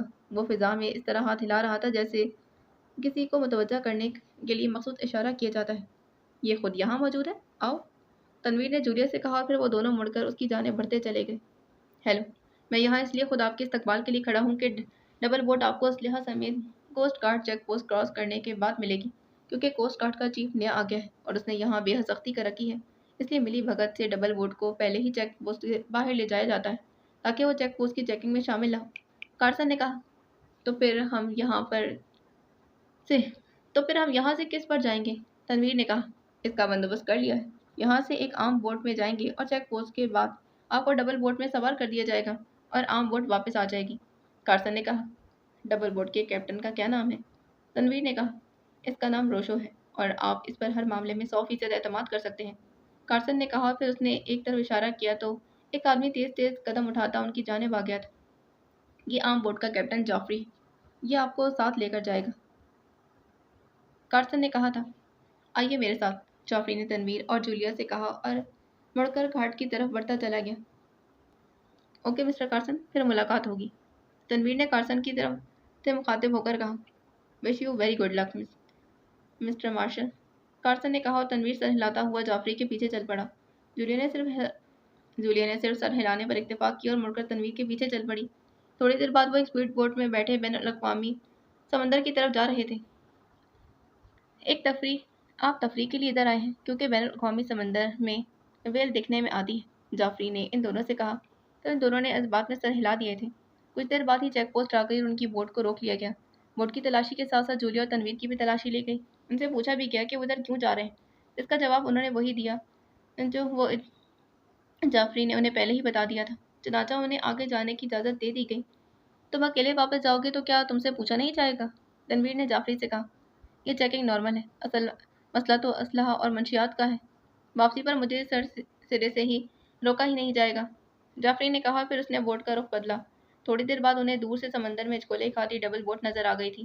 اس بوٹ کے چاروں طرف فصیل کی طرح اونچے تختے تھے، جبکہ سامنے کے رخ پر شیشہ لگا ہوا تھا تاکہ کیپٹن بوٹ کو چلا سکے، ورنہ تو بوٹ میں کھڑے ہو کر بھی کچھ نظر نہیں آتا۔ جعفری نے اپنی لانچ ڈبل بوٹ کے ساتھ لگا کر روک دی تھی۔ پھر ڈبل بوٹ کی اگلی طرف نیچے ایک راستہ کھلا تھا اور پھر جعفری کے کہنے پر تنویر اور جولیا اس راستے کے ذریعے ڈبل بوٹ میں داخل ہو گئے تھے، جہاں ایک ورزشی جسم کا مالک نوجوان موجود تھا۔ اس کا اپنا نام روشو تھا۔ مسٹر روشو، اسلحے کا بیگ یہاں موجود ہوگا۔ وہ کہاں ہے؟ تنویر نے کہا، نیچے کیبن میں۔ روشو نے جواب دیا اور پھر وہ دونوں کو لے کر نیچے بنے ہوئے کیبن میں آ گیا تھا۔ وہاں سیاہ رنگ کا ایک بڑا بیگ موجود تھا۔ تنویر نے اسے کھولا تو اس میں واقعی اسلحہ موجود تھا جس کی ڈیمانڈ تنویر نے فون پر کارسن سے کی تھی۔ تنویر کو اطمینان ہو گیا کہ کارسن اس کے ساتھ دھوکہ نہیں کرا۔ مسٹر روشو، پہلی چیک پوسٹ کتنی دیر بعد آئے گی اور ہم وہاں سے کیسے گزریں گے؟ تنویر نے کہا تھا۔ مسٹر مارشل، ہر چیک پوسٹ پر آپ کو کہنا ہوگا کہ آپ ساٹوم کے کالرز ہیں۔ اس کا مطلب ہے کہ ساٹوم نے آپ کو خفیہ طور پر بلایا ہے۔ ان میں سے کسی میں یہ جرات نہیں کہ وہ ساٹوم سے اس بات کی تصدیق کرے، اس لیے وہ آگے جانے کی اجازت دے دیتے ہیں۔ روشن نے کہا، ہر چیک پوسٹ پر کتنے افراد ہوتے ہیں؟ جولیا نے پوچھا۔ چیک پوسٹ چھوٹا سا ٹاپو نما جزیرہ ہے، وہاں 10 سے 15 آدمی ہوتے ہیں، روشن نے جواب دیا۔ میں نے پوچھا تھا کہ کتنی دیر میں پہلی چیک پوسٹ آئے گی؟ تنویر نے کہا، 2-2.5 گھنٹے بعد، کیونکہ اسپیشل راستہ رافو نرسلوں کے جنگل کے درمیان میں واقع ہے، اسی لیے وقت زیادہ لگتا ہے، روشن نے جواب دیا۔ ٹھیک ہے، چلاؤ بوٹ تاکہ ہم جلد سے جلد اپنی منزل تک پہنچ سکیں، تنویر نے کہا تو روشن سر ہلاتا ہوا عرشے پر جاتی ہوئی سیڑھیاں چڑھ کر ان کی نظروں سے اوجھل ہو گیا۔ تنویر نے بیگ کو کھول کر اسے فرش پر پلٹ دیا تھا۔ بیگ میں گیس پسٹلز، مشین پسٹلز، مختلف طاقتوں کے بم اور پھر میزائل گنیں موجود تھیں۔ یہ اسلحہ کہاں استعمال ہوگا؟ جولیا نے پوچھا تھا۔ रुकावटें दूर करने पर, तन्वीर ने जवाब दिया और फिर उसने एक मशीन पिस्टल जूलिया की तरफ बढ़ा दिया था। मेरे पास है, जूलिया ने जैकेट की जेब को थपथपाते कहा। यह डबल मशीन पिस्टल है, इसमें डबल मैगजीन इस्तेमाल होती है और ये आम मशीन पिस्टल से डबल रफ्तार से गोलियां फायर करता है। तनवीर ने कहा तो जूलिया ने स्टाक भरे अंदाज में उसके हाथ से मशीन पिस्टल ले लिया था और उसे देखकर जैकेट की जेब में डाल लिया। एक मशीन पिस्टल तनवीर ने अपनी जेब में डाला और फिर बाकी असलाह बैग में डालकर बैग को बेड के नीचे धकेल दिया था और फिर वो दोनों ऊपर अर्शे पर आ गए थे। सामने की तरफ मौजूद शीशे की वजह से उन्हें मालूम हो रहा था कि डबल बोर्ड के बगैर इन खौफनाक नस्लों से बचकर नहीं निकला जा सकता था। हमने क्या करना है, कोई हिदायत? जूलिया ने आहिस्ता से कहा। डायरेक्ट एक्शन, इसके अलावा और कोई हल नहीं, तनवीर ने जवाब दिया। जैसे रोशन ने बताया कि हम इन्हें कहेंगे कि हम साटोम के प्राइवेट कॉलर्स हैं, तो हो सकता है कि कत्ल गारत की नौबत ही ना आए। जूलिया ने कहा था। यह बात गलत लगती है कि वो सिर्फ ये बात सुनकर ही हमें आगे जाने देंगे। हमें आम रास्ते के बजाय खास रास्ते पर सफ़र करना है। बहरहाल माहौल को देखकर फैसला होगा, तनवीर ने ऐसे लहजे में कहा जैसे वो इस मौजू पर मजीद बात नहीं करना चाहता। इसीलिए जूलिया भी खामोश हो गई। रोशो बड़ी महारत से बोट को आगे बढ़ाने में मसरूफ था, जबकि उसके साथ ही कुर्सियों पर जूलिया और तनवीर बैठे हुए थे।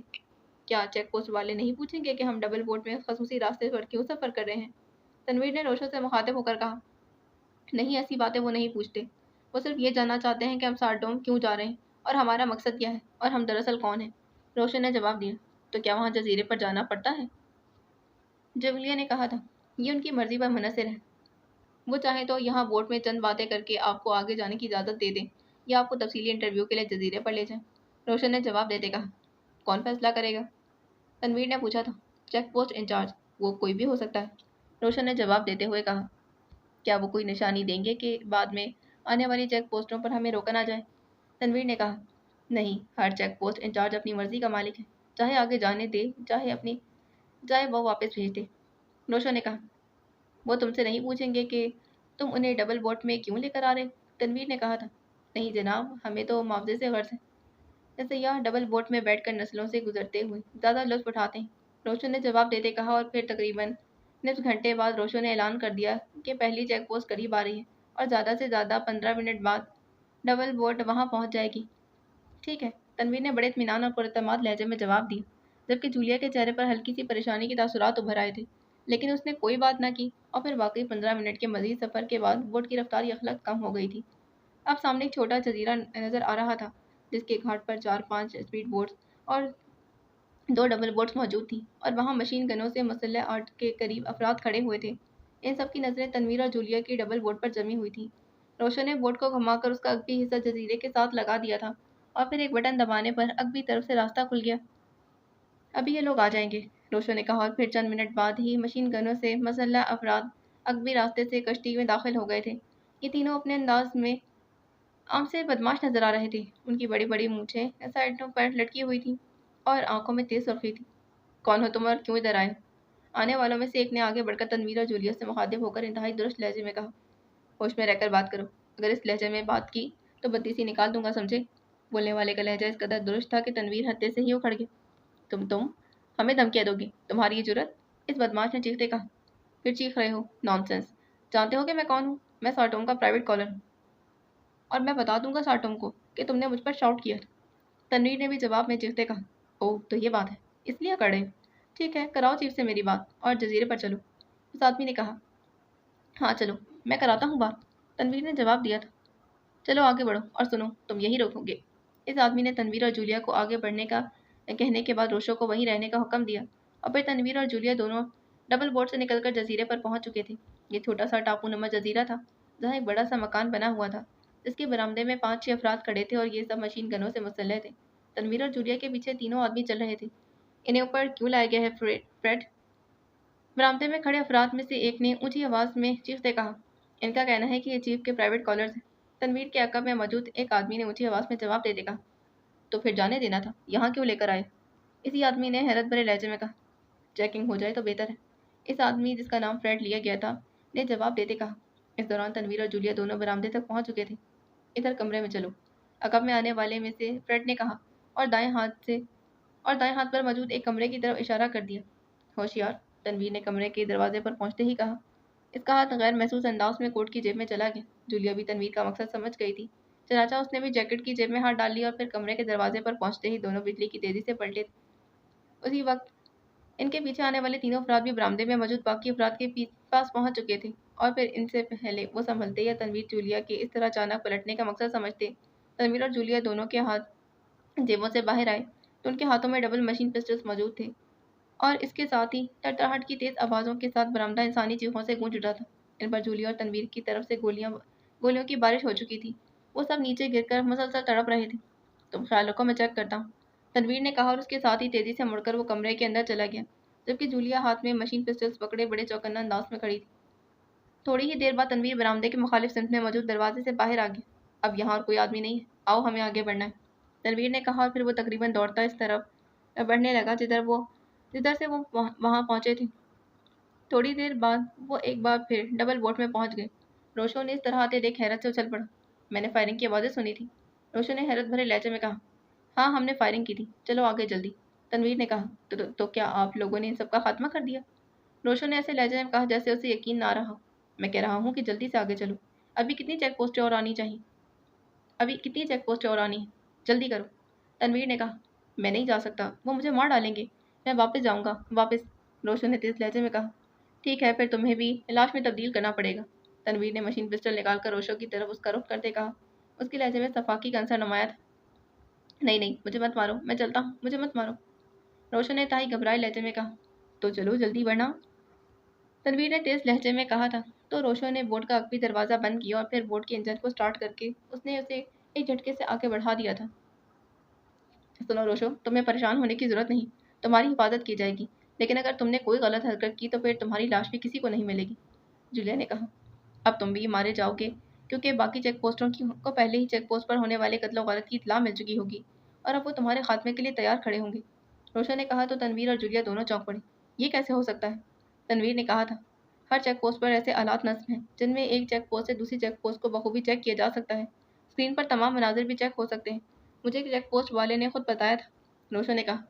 ओह, फिर ऐसा है कि तुम दूसरी चेक पोस्ट आने से काफ़ी पहले हमें बता देना, दूसरी चेक पोस्ट के साथ बोट लगाकर जजीरे पर जाने का रास्ता खोल देना,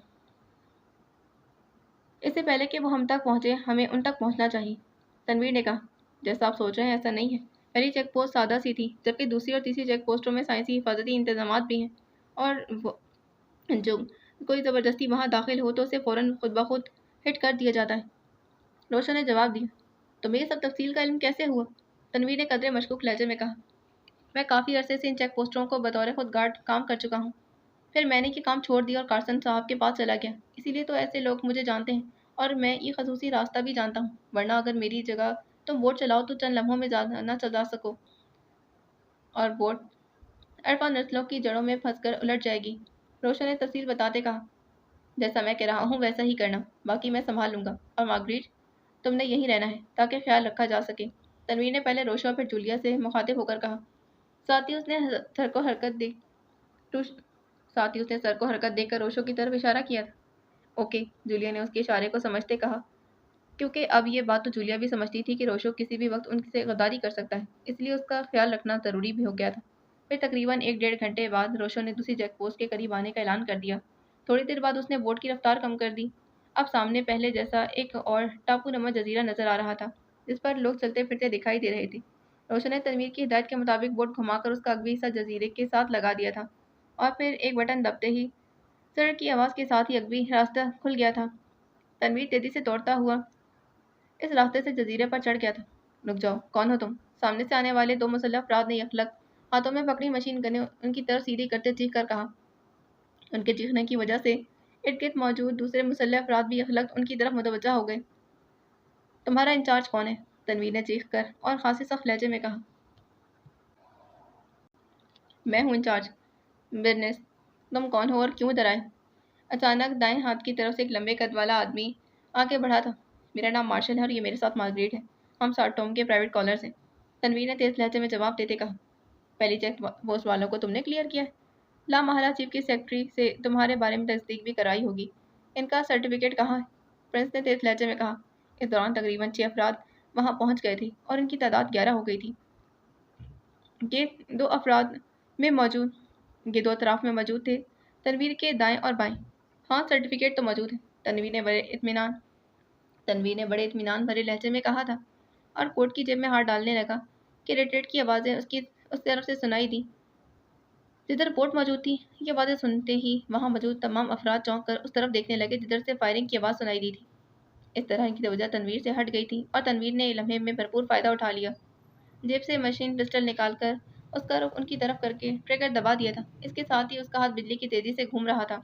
इसका नतीजा भी वैसा ही निकला जैसा पहली चेक पोस्ट पर निकला था। वहाँ मौजूद तमाम अफराद संभलने से पहले ही नीचे गिर गए थे और तनवीर ने ट्रिगर से उंगली की और न और तनवीर ने ट्रिगर से उंगली उस वक्त तक ना हटाई जब तक तमाम अफराद ख़त्म ना हो गए और फिर वह दौड़ता हुआ इस जाने बढ़ा था जिधर डबल बोट मौजूद थी। फायरिंग की आवाज़ सुनते वो समझ गया कि फायरिंग लाजमन जूलिया ने की होगी, लेकिन उसे समझ नहीं आ रही थी कि जूलिया ऐसे करने पर क्यों मजबूर हुई।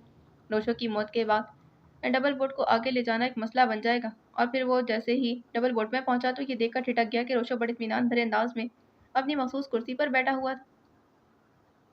फोटो की एक रिहाइश कोठी के कमरे में हॉस्की अपने दो साथियों डेविड और क्रोनो के साथ बैठी हुई थी। वो तीनों अभी भी दारुल हुकूमत से यहाँ पहुंचे थे। मैडम, आपने बताया कि इलाहाबाद को साटोम में रखा गया है, लेकिन वहाँ तक किसी का जाना तकरीबन नामुमकिन है, इसलिए ये एजेंट किस तरह भी वहाँ तक नहीं पहुँच सकते। डेविड ने कहा था।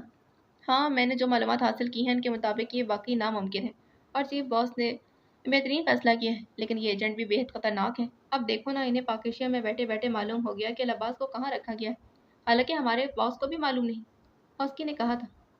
मैडम, इनकी मालूमात के ज़रा अच्छे हो सकते हैं, लेकिन वो चाहे कितने भी खतरनाक क्यों ना हो, वो साटोम किसी सूरत नहीं पहुंच सकते। फोटो से साटोम तक वाकई फुल प्रूफ इंतजामात हैं और फिर अगर उन्होंने कोशिश की तो फिर पहले ही कदम पर मारे जाएंगे। डेविड ने कहा था। वो तो ठीक है, लेकिन हमने भी तो अपना मिशन मुकम्मल करना है और हमारा मिशन है कि उनकी हलाकत। इसीलिए हमें इंतहाई तेज़ रफ्तारी से काम करना होगा क्योंकि वो कोशिश करेंगे कि जल्द अज जल्द साटोम तक पहुंच जाएं। हॉस्की ने कहा था। यस मैडम, लेकिन हम इन्हें यहाँ ट्रेस कैसे करेंगे? टोनो ने कहा था। मैंने यहाँ के लिए रवाना होने से पहले यहाँ की एक पार्टी को फ़ोन करके पाकिस्तानी एजेंटों के क़द-ओ-क़ामत और उनकी तादाद के बारे में बता दिया था। हो सकता है वो कामयाब रहे हों।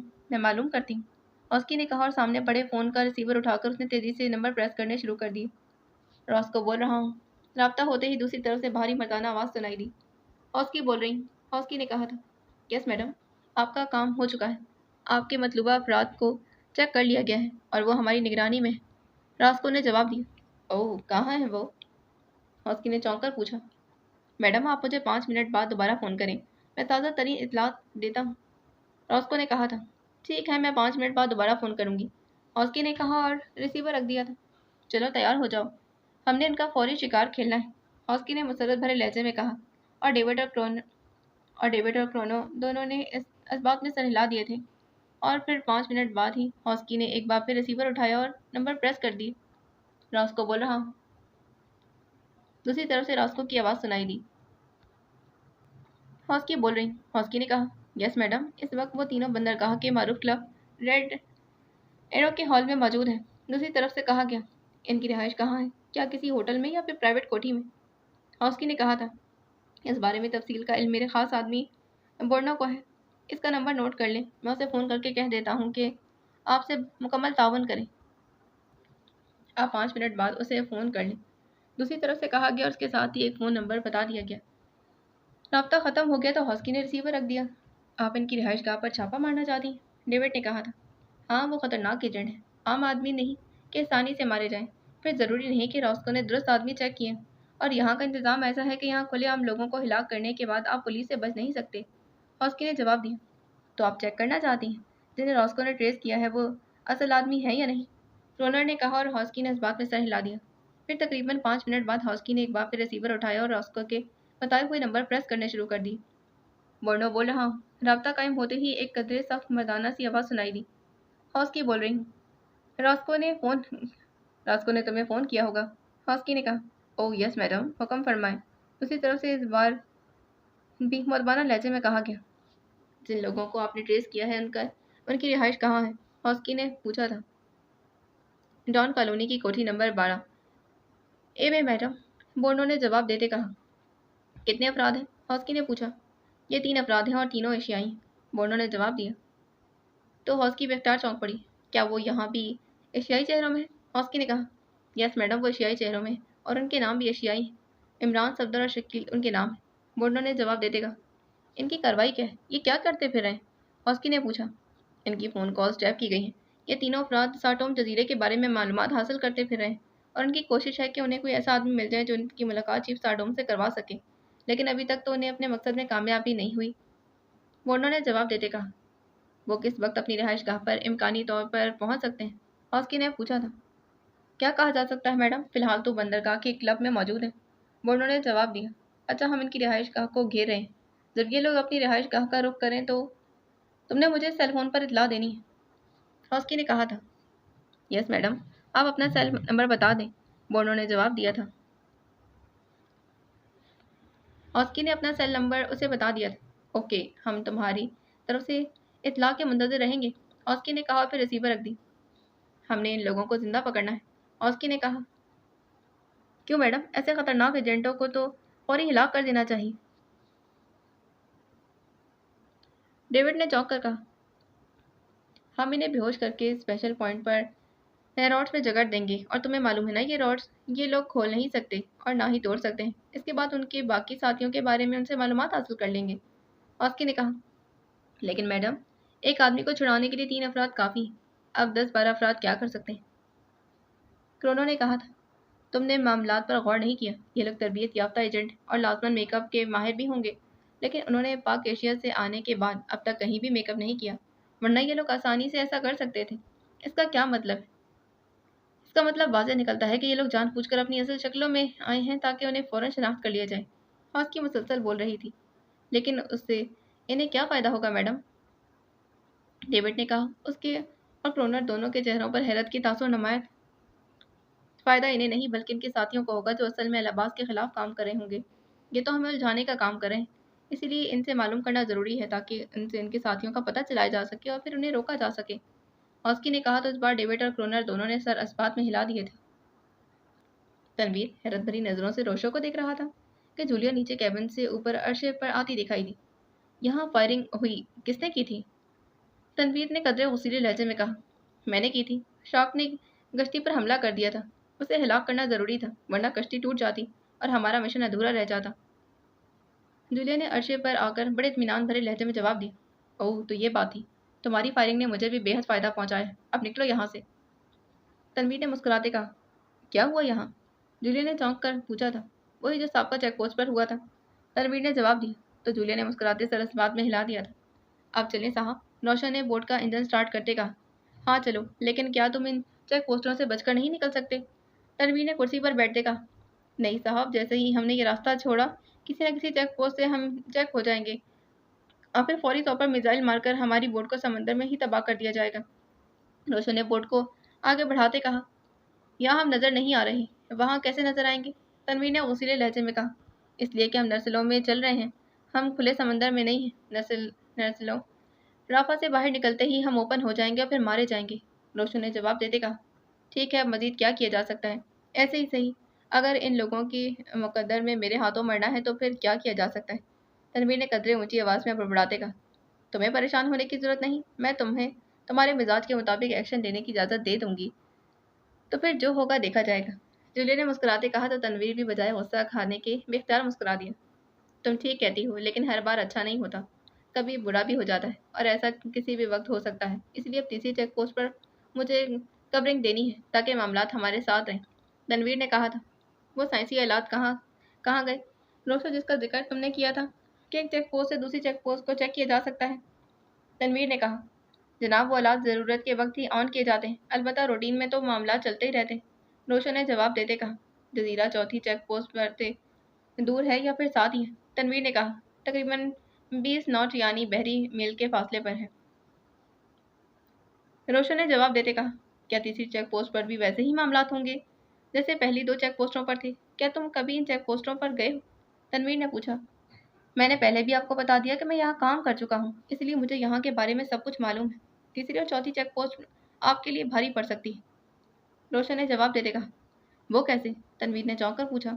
तीसरी और चौथी चेक पोस्ट पर घाट के बाद जजीरे पर मौजूद ऊंचे दरख्तों पर ऐसे आलात लगे होंगे जो किसी भी अजनबी को फौरन चेक कर लेते हैं और इसकी इत्तला अलार्म करते हैं। ये इत्तला चेक पोस्ट के इंचार्ज को मिल जाती है और फिर ये लोग इंतहाई होशियारी से अजनबी को घेर कर मार देते हैं, रोशा ने कहा था। लेकिन क्या इन्हें हमारी बोट के वहां पहुंचने का इल्म नहीं होगा? तनवीर ने पूछा था। जब बोट घाट पर लगेगी तो इल्म होगा, पहले कैसे हो सकता है? मैंने पहले भी बताया कि हम नस्लों के अंदर सफर कर रहे हैं, इसीलिए हमारी बोट को किसी आले से चेक नहीं किया जा सकता, रोशन ने जवाब देते कहा। ओके, तनवीर ने इस बात में सर हिलाते कहा। इस इस चेक पोस्ट पर क्या इरादा है तुम्हारा? जूलिया ने तनवीर से पूछा। हालात देखकर इरादा बताऊंगा, तनवीर ने आंख से रोशो की तरफ इशारा करते हुए कहा। तो जूलिया समझ गई कि तनवीर रोशो की वजह से खुलकर बात नहीं करा, इसीलिए वो खामोश हो गई थी। फिर कुछ देर बाद रोशो ने तीसरी चेक पोस्ट के करीब आने का ऐलान कर दिया था और साथ ही बोट की रफ्तार भी कम कर दी। मैं आ रहा हूँ, तनवीर ने कुर्सी से उठते हुए कहा और फिर तेजी से उस तरफ को बढ़ गया जहाँ नीचे कैबिन में जाने के लिए सीढ़ियाँ बनी थी। इसीलिए नीचे कैबिन में पहुंचकर बेड के नीचे मौजूद असलहे के बैग को बाहर खींचा और उसे खोलकर उसमें से मौजूद मैगजीन निकालकर डबल स्पीड मशीन पिस्टल में सेट किया था। पिस्टल को जेब में डालकर उसने एक मिसाइल गन निकाल ली। उसका मैगजीन चेक किया तो इसमें 8 मिसाइल मौजूद थे। उसने उसे सेट करके अपना कोट उतारा और फिर गन को कंधे पर लटका कर ऊपर से कोट पहन लिया था। इस तरह गन उसके बाजू के अंदर छुप गई थी। अलबत्ता इस गन का तस्मा इस अंदाज में बंद किया गया था कि एक जोरदार झटका लगे तो वो खुल जाती और फिर गन को फौरी इस्तेमाल के काबिल बनाया जा सकता था। गन बाजू में लटकाकर वो सीधा सीढ़ियाँ चढ़ता हुआ ऊपर अर्शे पर पहुंचा तो बोट रुक चुकी थी। रोशा और जूलिया दोनों तनवीर के इंतजार में खड़े थे। तुम यहीं रुको, मैं अकेला जाऊंगा, तनवीर ने जूलिया से कहा। नहीं, मैं तुम्हारे साथ जाऊंगी, जूलिया ने कहा। जैसे मैंने कहा है वैसे ही होगा, समझी?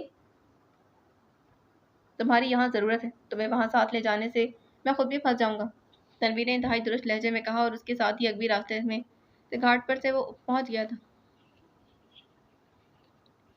ये वैसा ही छोटा सा टापुनुमा जजीरा था जैसे पहले 2 जजीरे थे। घाट पर एक डबल बोट और 2 स्पीड बोट मौजूद थी और घाट के करीब कोई आदमी मौजूद नहीं था। अलबत्ता जजीरे पर कुछ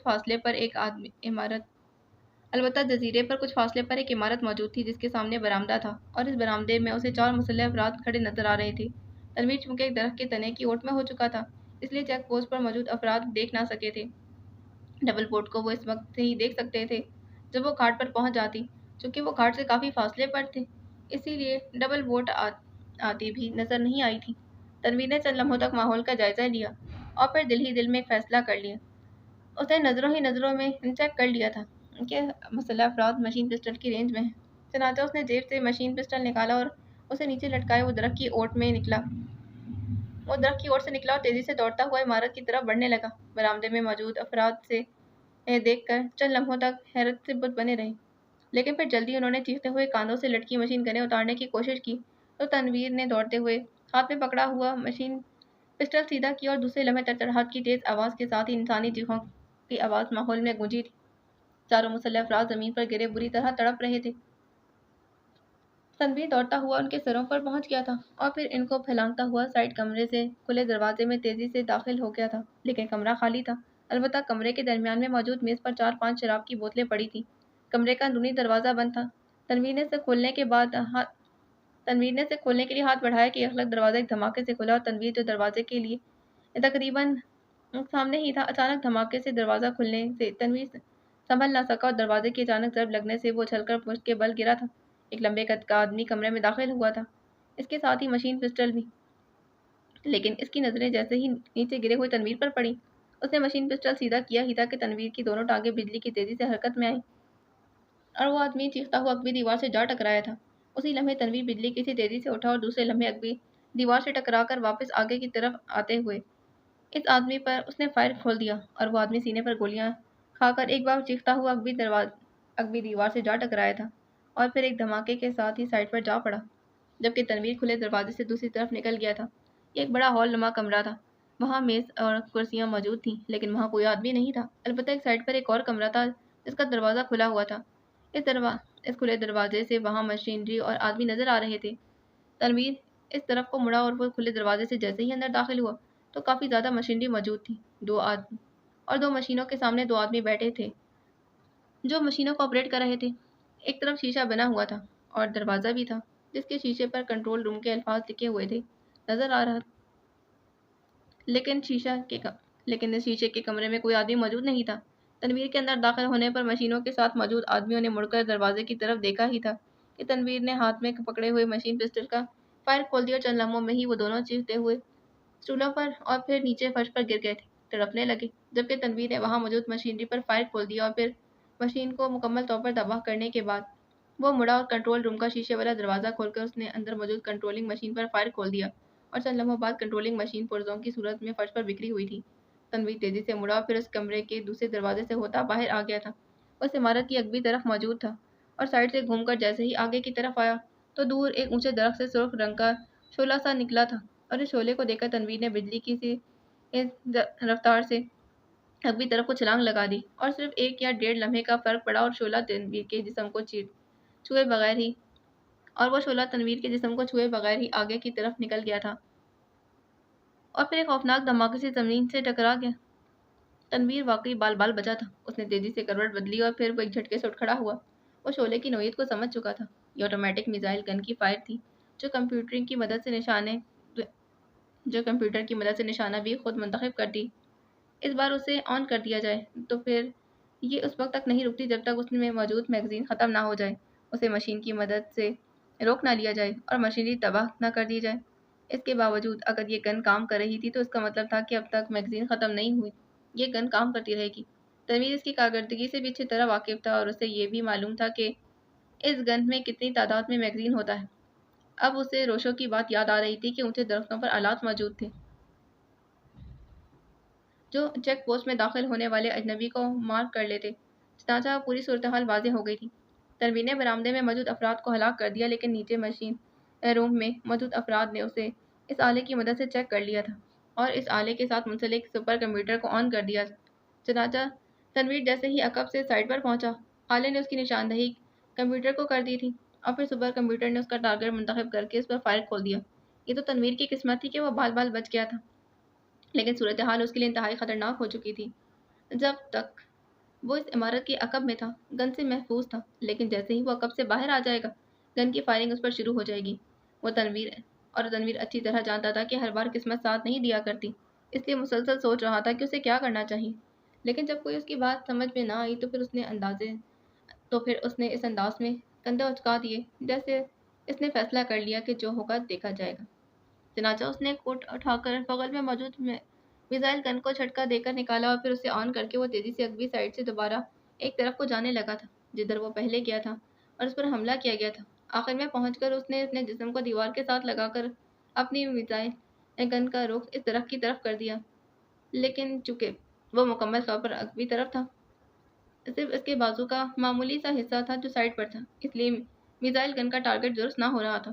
اور پھر اچانک تنویر کے ذہن پر جیسے سرخ چادر سی پھیلتی ہوئی چلی گئی اور پھر وہ اچھل کر سائڈ پر ایک طرف ہو گیا، جیسے اس نے اپنے آپ کو ہر مقابلے کے لیے تیار کر لیا۔ جیسے ہی اس کا جسم سائڈ پر ہوا تو اسی وقت درخت کے مخصوص حصے پر سرخ شعلہ نکلا اور بجلی کی تیزی سے اس کی طرف آیا تھا جس طرف تنویر موجود تھا، لیکن تنویر نے اس بار حتمی رسک لیتے ہوئے جان بچانے کے لیے واپسی اگوی کی طرف آنے کے بجائے آگے کو چھلانگ لگا دی تھی اور اسی لمحے گڑاک کی آواز سنائی دی تھی۔ درخت سے ایک شعلہ اور نکلا اور پھر اس دوسرے شعلے کا رخ اس طرف تھا جدھر تنویر گیا تھا، جبکہ پہلا شعلہ زمین سے ٹکرا کر ایک زوردار دھماکے کی آواز سے نکلتا ہوا ختم ہو چکا تھا۔ لیکن تنویر نے ایک بار پھر آگے کو چھلانگ لگا دی اور دوسرا شعلہ اس کے قریب سے گزر رہا تھا کہ تنویر نے ہاتھ میں پکڑی میزائل گن کا رخ درخت کی جانب کر دیا تھا۔ اسی لمحے درخت سے ایک اور شعلہ نکلا۔ کمپیوٹر گن مسلسل تنویر کی نقل و حرکت چیک کرتے اس پر مسلسل فائر کر رہی تھی۔ تنویر اب مسلسل واپس پیچھے کی طرف جا رہا تھا اور وہ ہر بار غوطہ کھا کر شعلوں سے اپنے آپ کو بچاتا پھر رہا تھا، لیکن اس کی نظریں مسلسل درخت پر جمی ہوئی تھیں جس میں سے مسلسل شعلے بلند ہو رہے تھے اور تنویر ایک بار پھر عمارت کی سائڈ اس کے عقب میں پہنچ چکا تھا۔ اس کے ساتھ ہی درخت سے شعلے برآمد ہونے بند ہو گئے تھے، لیکن اب تنویر درخت کے اس حصے کو واضح طور پر چیک کر چکا تھا جہاں یہ کمپیوٹر گن نصب تھی۔ اس نے اس بار اپنے ہاتھ میں پکڑی ہوئی میزائل گن کو درخت کی طرف سیدھا کیا تھا اور پھر اپنے آپ کو موڈ سے باہر نکالتے بغیر اس کا نشانہ لیا تھا اور پھر ٹریگر دبا دیا۔ چند ہی لمحوں کے بعد ایک خوفناک دھماکہ ہوا اور اس کے ساتھ ہی آٹومیٹک کمپیوٹر گن کے ٹکڑے درخت پر سے نیچے گرنے لگے۔ تنویر اچھل کر رکب سے سائڈ پر آ گیا لیکن اس بار کوئی شعلہ برآمد نہ ہوا تھا۔ تنویر دوڑتا عمارت کے سائڈ سے نکل کر آگے بڑھتا چلا گیا۔ وہ اس درخت کے نیچے پہنچ گیا تھا۔ وہاں درخت پر باقاعدہ ایک کیبن بنا ہوا تھا جس کے اوپر باقاعدہ ایک بڑی آٹومیٹک میزائل گن کو نصب کیا گیا تھا۔ اس کے چند ٹکڑے ابھی تک وہاں موجود تھے۔ تنویر سمجھ گیا کہ کیبن میں وہ کمپیوٹر موجود ہوگا جو اس گن کو نشانہ مہیا کرتا ہے۔ اس نے اپنے ہاتھوں میں پکڑی ہوئی گن کا رخ کیبن کی طرف کیا اور پھر ٹریگر دبا دیا۔ دوسرے لمحے اس کی گن کی ناک کے سرے سے سیاہ رنگ کا ایک بڑا سا میزائل نما کیپسول نکلا تھا اور پھر بجلی کسی تیزی سے کیبن سے ٹکرایا۔ اس کے ساتھ ہی ایک بڑا دھماکہ ہوا اور پھر زمین پر باریک باریک پرزوں کی بارش سے ہونے لگی۔ تنویر نے بے اختیار طویل سانس لی اور دل ہی دل میں اللہ تعالیٰ کا شکر ادا کر رہا تھا کہ اس بار صرف اللہ تعالیٰ کی مدد سے اس کی زندگی بچی، ورنہ وہ واقعی بری طرح پھنس کر رہ گیا تھا۔ کار تیزی سے پورٹو کی سڑکوں پر دوڑتی ہوئی ڈان کالونی کی طرف بڑھتی چلی جا رہی تھی۔ کار کی ڈرائیونگ سیٹ پر صفدر تھا جبکہ سائیڈ سیٹ پر عمران اور رگبی سیٹ پر کیپٹن شکیل موجود تھا۔ وہ تقریباً سارا دن پورٹو کے مختلف علاقے خاص طور پر بندرگاہ پر گزارنے کے بعد اب واپس اپنی رہائش گاہ کی طرف جا رہے تھے۔ عمران صاحب، ہمیں سارا دن اس طرح آوارہ گردوں کی طرح گھومنے کا کیا فائدہ ہوگا؟ صفدر نے سائیڈ سیٹ پر بیٹھتے ہوئے عمران سے مخاطب ہو کر کہا۔ تمہیں احساس ہوا ہے کہ ہماری یہاں بھی نگرانی کی جا رہی ہے؟ عمران نے کہا تھا۔ نگرانی؟ اوہ نہیں، مجھے تو احساس نہیں ہوا۔ کون کر رہا ہوگا ہماری نگرانی؟ صفدر نے حیرت بھرے لہجے میں کہا۔ وہی پی کاک تنظیم کروا رہی ہوگی نگرانی، اور کسی ضرورت ہے ہمارے پیچھے بھاگنے کی؟ عمران نے منہ بناتے ہوئے جواب دیا۔ آپ نے کیا نام بتایا تھا؟ ہاں، ہاسکی۔ کیا یہاں بھی وہی گروپ ہوگا؟ صفدر نے کہا تھا۔ ہاں، میرا خیال ہے وہی ہے۔ بہرحال جب یہ گروپ سامنے آئے گا تو پھر کنفرمیشن ہو سکتی ہے۔ عمران صاحب، صرف نگرانی ہی کیوں کی جا رہی ہے؟ انہیں تو فوراً ایکشن میں بھی آنا چاہیے۔ اگلی سیٹ پر بیٹھے کیپٹن شکیل نے کہا تھا۔ ہو سکتا ہے کہ وہ آج رات کو ایکشن میں بھی آ جائیں۔ عمران نے کہا تو صفدر اور کیپٹن شکیل دونوں چونک پڑے۔ آپ کا مطلب ہے کہ یہ لوگ ہماری رہائش گاہ پر ریڈ کریں گے؟ اگر ایسا ہے تو پھر ہمیں ہوشیار رہنا ہوگا، صفدر نے کہا تھا۔ نیند میں ہوشیار تو تم ہی رہ سکتے ہو، کم از کم میں تو نہیں رہ سکتا، عمران نے مسکراتے کہا۔ آپ تو جاگتے ہوئے بھی ہوشیار نہیں رہتے۔ نیند میں کیا ہوشیار رہیں؟ صفدر نے جواب دیا تو عمران بے اختیار ہنس پڑا۔ عمران صاحب، کیوں نہ ہم کوٹھی کے باہر رہ کر ان کی فکسنگ کر دیں؟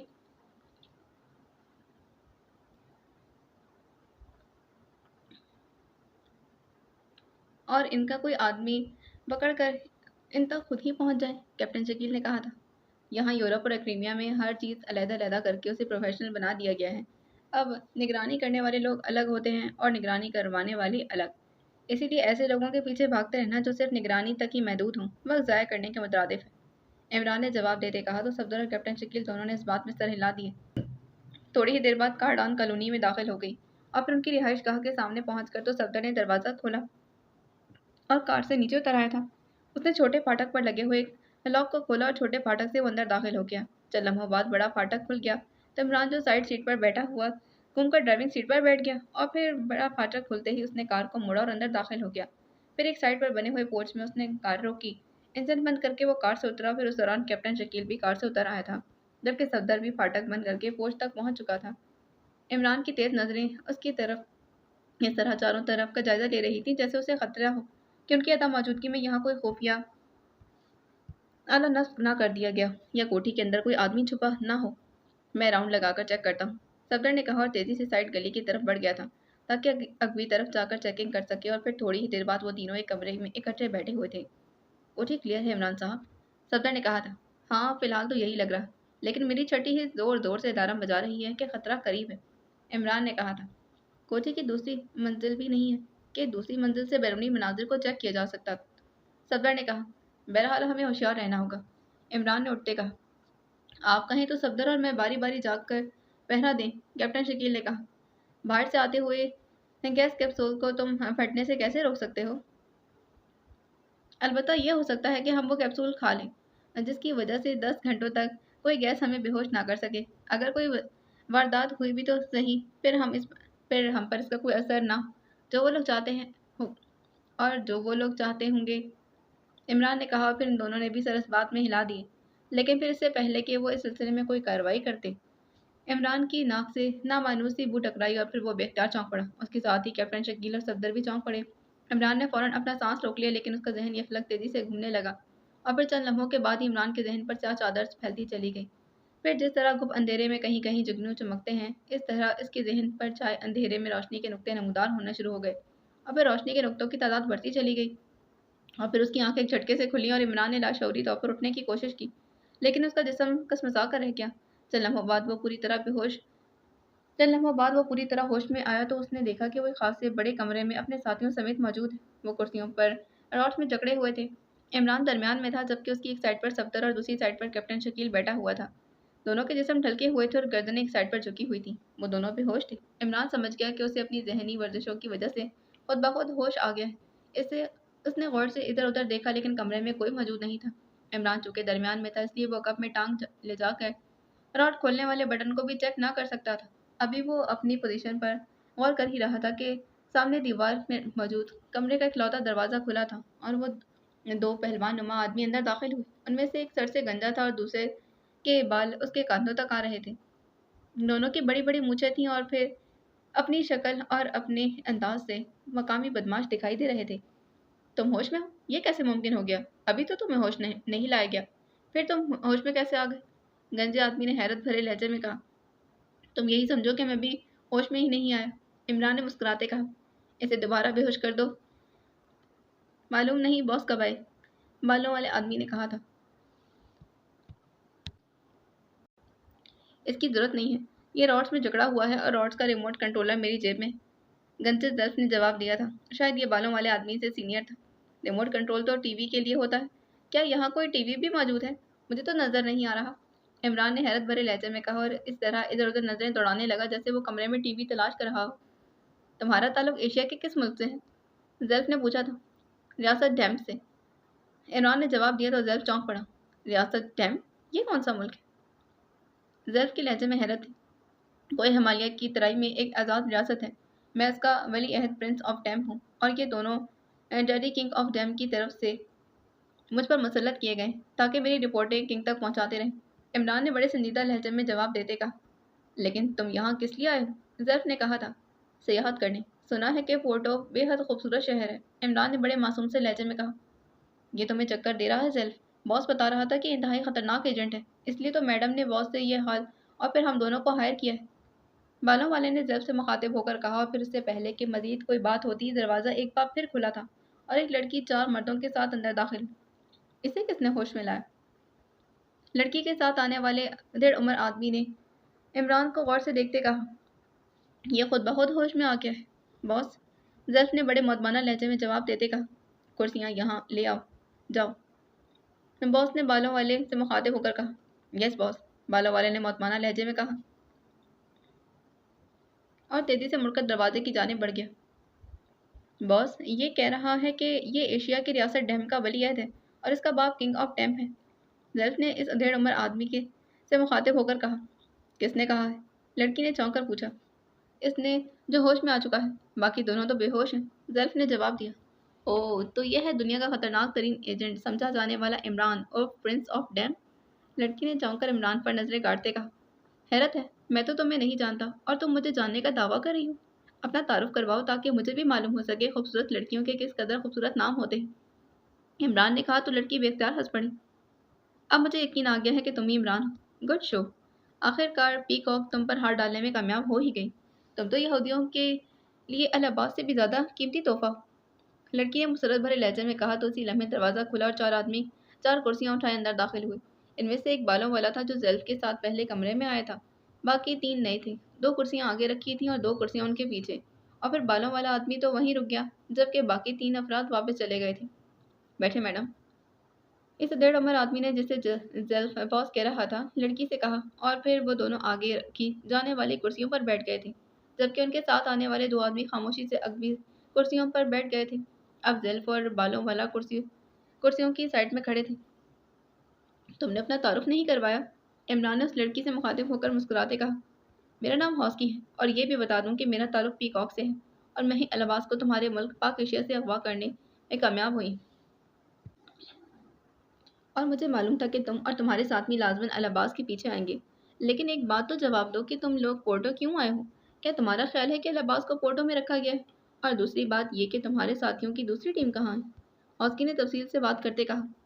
تمہیں بتانے کا کیا فائدہ، تمہیں تو خود بھی معلوم نہیں ہے کہ الہباس کو کہاں رکھا گیا ہے، اور یہ بھی بتا دوں کہ ہم الہباس کو ٹریس کرتے پھر رہے، ہمیں بتایا گیا ہے کہ ایک بار اسے پورٹو میں دیکھا گیا ہے، لیکن ابھی تک ہمیں کوئی حتمی طور پر اطلاع نہیں مل سکی۔ इमरान ने जवाब देते कहा, तो तुम चाहते हो कि हम आम बदमाशों की तरह का सलूक तुम्हारे साथ करें और तुम्हारे जिस्म पर कोड़े बरसाए जाएं, तुम्हारे जिस्म पर जख्म लगाकर उन पर मिर्चें छिड़की जाएं, या फिर तुम्हारी आंखें निकाल दी जाएं। हौसकी ने अखलाक उड़ाते लहजे में कहा, अरे अरे, तुम तो लगता है किसी कसाब से जिल्लात बनने वाली की बेटी हो। अरे ये सब कुछ तो तुमने सोच कैसे लिया? इस कदर खूबसूरत लड़की के मुंह से इस कदर खौफनाक बातें बाहर कैसे आ सकती? इमरान ने कहा, लेकिन उसके साथ ही उसके जहन में तेजी से इस बात पर सोचना शुरू कर दिया कि इस रॉड से किस तरह छुटकारा हासिल किया जाए, क्योंकि हौसकी ने जिस अंदाज से गुफ्तगू की थी, इससे साफ जाहिर था कि वो मुश्तिल मिजाज खातून है और किसी भी लम्हे कुछ भी कर सकती है। जबकि उधेड़ उमर बॉस और जल्फ और उसके साथी दोनों अपने अंदाज से ही आम से बदमाश दिखाई दे रहे थे।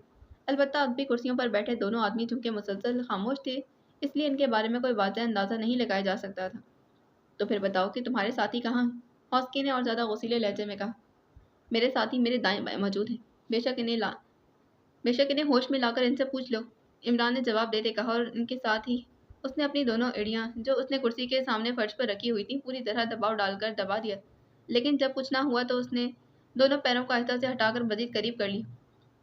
क्रोनो, तुम्हारे पास एंटी गैस मौजूद है? इन दोनों को होश में लाओ। हॉस्की ने मुड़कर अकब में कुर्सियों पर बैठे दो अफराद में से एक से कहा। यस मैडम, इस आदमी ने उठते हुए कहा। फिर वो तेज तेज कदम उठाता इमरान के दाएं तरफ बैठे सफदर की तरफ बढ़ा था। उसने अपनी जेब से एक छोटी सी बोतल निकाली और उसका ढक्कन हटाकर उसने बोतल का दहाना सफदर की नाक से लगा दिया था। चंद लम्हों बाद उसने बोतल हटा ली और उसका ढक्कना लगाकर वो आगे बढ़ा था और इमरान के सामने से गुजरकर बाईं तरफ मौजूद कैप्टन शकील की तरफ बढ़ गया। लेकिन उसके गुजरने पर इमरान बेख्तियार चौंक पड़ा, क्योंकि इस क्रोनो के सामने से गुजरने पर इमरान को अपने जिस्म के गेट रॉड्स में मौजूद मामूली सा हल्का झटका सा महसूस हुआ था। इमरान की नज़रें इस जगह पर जमी थी जहां इमरान के सामने क्रोनो ने पैर रखे थे। इमरान ने उसके गुजरने के बाद दोनों पैरों को ऐन उस जगह पर रखा जहां गुजरते हुए क्रोनो ने पैर रखे थे और एड़ियों पर दबाव दिया तो उसके जिस्म के गेट मौजूद रॉड्स को हल्का सा झटका लगा था। इमरान के चेहरे पर पुरसकून से तासुरात उभरे थे। रिमोट कंट्रोलर के बारे में तो वो सुन चुका था, और ऐसे रॉड्स जो रिमोट कंट्रोल से ऑपरेट होते थे, इनके मैकेनिकल निज़ाम को इमरान अच्छी तरह जानता था और समझता था। उसे मालूम था कि रिमोट कंट्रोल का सिग्नल वसूल करने के लिए कुर्सी के बिल्कुल सामने किसी भी जगह इन रॉड्स का ऑपरेटिंग हिस्सा होता है जो रिमोट कंट्रोल से सिग्नल वसूल करके रॉड्स को ऑपरेट करता है। इमरान जानता था कि इस ऑपरेटिंग पोर्शन पर अगर दबाव डाला जाए तो इसका असर भी वही होता है जो सिग्नल का होता है। अलबत्ता उसे तलाश करना मुश्किल होता है, और चूंकि ये हिस्सा कुर्सी के सामने होता है, इसीलिए कुर्सी पर बैठे हुए आदमी की तमाम हरकत दूसरे के सामने होती है। इमरान ने कोशिश तो शुरू की, लेकिन वो उसे तलाश ना कर सका। लेकिन जब क्रोनोस के सामने से गुजरा तो इमरान को अपने जिस्म के गेट मौजूद रॉड्स में हल्का सा झटका महसूस हुआ था। इसीलिए वो समझ गया कि कहाँ ये ऑपरेशन पोर्शन मौजूद है, और फिर उसने उसे तलाश भी कर लिया था। अब सिर्फ पूरी कुव्वत से एड़ियों का दबाव पड़ते ही रॉड्स खुल जाते और इमरान उछलकर बराह रास्त उन लोगों पर हमला करने के काबिल हो जाता। सफदर और कैप्टन शकील दोनों इस वक्त होश में आने के प्रोसेस से गुजर रहे थे। तुम्हारा नाम क्या है? ऑस्की ने सफदर से मुखातिब होकर कहा। तो सफदर ने इमरान की तरफ देखा। हाँ बता दो, वैसे इनका नाम मैं पहले बता दूं। इनका नाम हॉस्की है और इनका ताल्लुक पीकॉक से है। वही पीकॉक जिस पर खूबसूरत लेकिन बदसूर वही पीकॉक के पर खूबसूरत लेकिन पैर बदसूरत होते हैं। इमरान की ज़ुबान रवां हो गई। तुम बकवास करने से बाज नहीं आओगे ना? क्यों ना तुम्हें गोली मार दी जाए, वैसे भी तुम यहूदियों के सबसे बड़े दुश्मन हो। हॉस्की ने यखलक गुस्से से चीखते कहा था, और इसके साथ ही जेब से मशीन पिस्टल निकाल लिया था। उसका चेहरा यखलक सख्त हो गया और फिर आंखों में सफाकी के तासुरात उभर आए थे। अरे एक मिनट, सिर्फ एक मिनट, मेरी बात सुन लो, वरना तुम पछताओगी, इमरान ने बेसाख्ता लहजे में कहा। बोलो, क्या कहते हो? हॉस्की ने, जो शायद मशीन पिस्टल का दबाव बढ़ाना चाहती थी, इरादा मुलतवी करते हाथ पीछे कर लिया था। तुम इस कदर मुश्तिल मिजाज क्यों हो? तुम्हारे चेहरे के खतोखाल तो बताते हैं कि तुम अंदर काफ़ी कुव्वत बर्दाश्त रखती हो। इमरान ने एड़ियों को मिलाकर महसूस जगह पर रखते कहा। जब से मैंने तुम्हें देखा है, मेरा खून और भी बुरी तरह खौल रहा है। तुम मेरे सामने जिंदा बैठे हो तो ये मेरी हमाकत है। मैं तुम्हें हलाक करके तुम्हारे साथियों से सारी मालूमात हासिल कर लूंगी, लेकिन तुम खत्म हो जाओगे, यहूदियों के सबसे बड़े दुश्मन। ऑस्की ने तेज तेज लहजे में कहा, और इसके साथ ही उसने मशीन पिस्टल वाला हाथ दोबारा ऊंचा कर दिया था।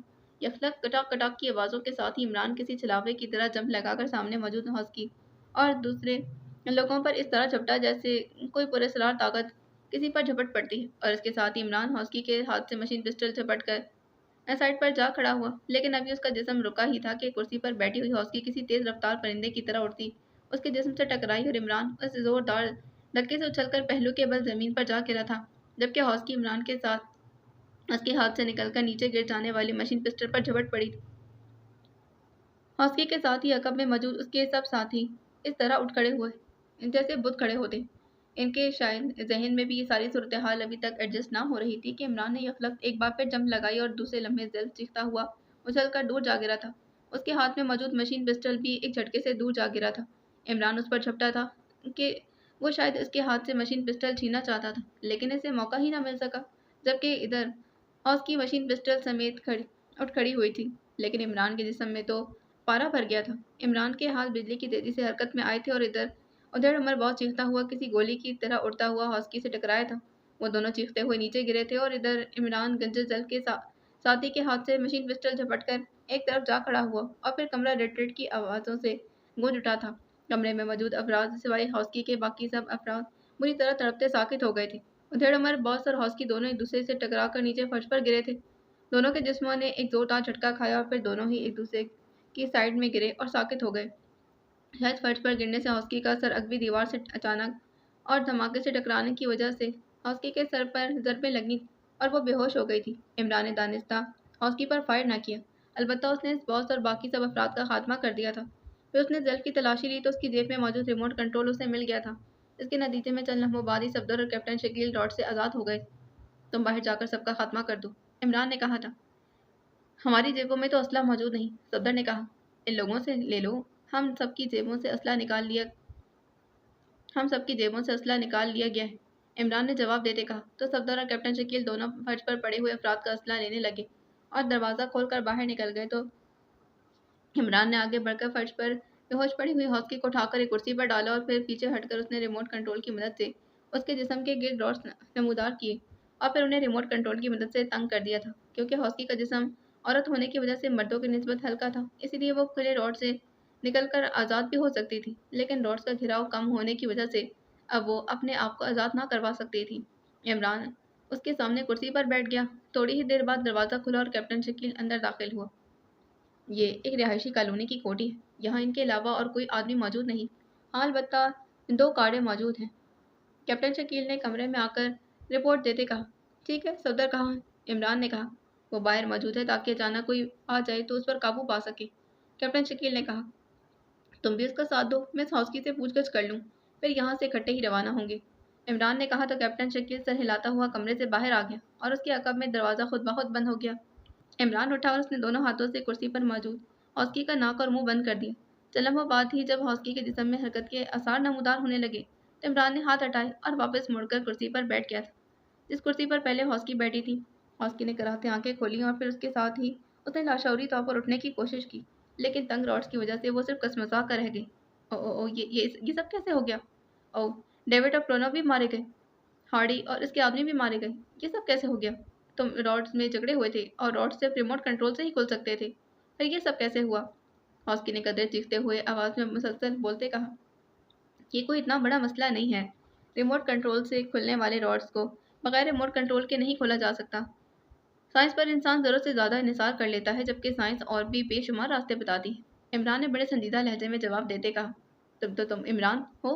काश तुमसे बात कोई किए बगैर ही तुम्हें हलाक कर देती, हौसकी ने हौसकी ने कहा। तो इमरान बेख्तियार हंस पड़ा। इस लफ्ज़ काश में ही कुदरत की मेहरबानियाँ छुपी हुई हैं। बहरहाल अब तुम बताओ कि तुम्हारी तंजीम पीकॉक का हेडक्वार्टर कहाँ है और इसकी पूरी तफसील क्या है, इमरान ने कहा था। मैं मर तो सकती हूँ, लेकिन मैं तुम्हें इस बारे में कुछ बता नहीं सकती। हमने मुकद्दस हल्फ लिया है जिसे किसी कीमत पर तोड़ा नहीं जा सकता, हौसकी ने बड़े वाज़ेह अंदाज में और दो टोक लहजे में बात करते कहा। फिर तुम्हारे जिंदा रहने का मेरे नज़दीक तो कोई जवाब नहीं। तुमने अल अब्बास को बाकेशे से अगवा करके बाकेशे की इज्जत को दागदार किया है, वो तुम्हारी मौत के लिए काफ़ी है। लेकिन मसला यह है कि तुमने मेरी ज़ात से जिस नफ़रत का इजहार किया है, इसके बाद मैं अगर तुम्हें हिलाक कर दूँ तो इसे मेरा ज़ाती इंतकाम समझा जाएगा। इसलिए मैं तुम्हें बगैर गोली मारे वापस जा रहा हूँ। अगर तुम्हारी ज़िंदगी हुई तो कोई ना कोई आकर तुम्हें बचा लेगा, वरना फिर तुम्हारी किस्मत कि तुम इन रॉड्स में जकड़ी हुई भूखी प्यासी एड़ियाँ रगड़ रगड़ कर हलाक हो जाओगी। इमरान ने उठकर हाथ में पकड़े हुए रिमोट कंट्रोल को कुर्सी की सीट पर रखते कहा। नहीं नहीं, ये जुल्म है, ऐसा मत करो।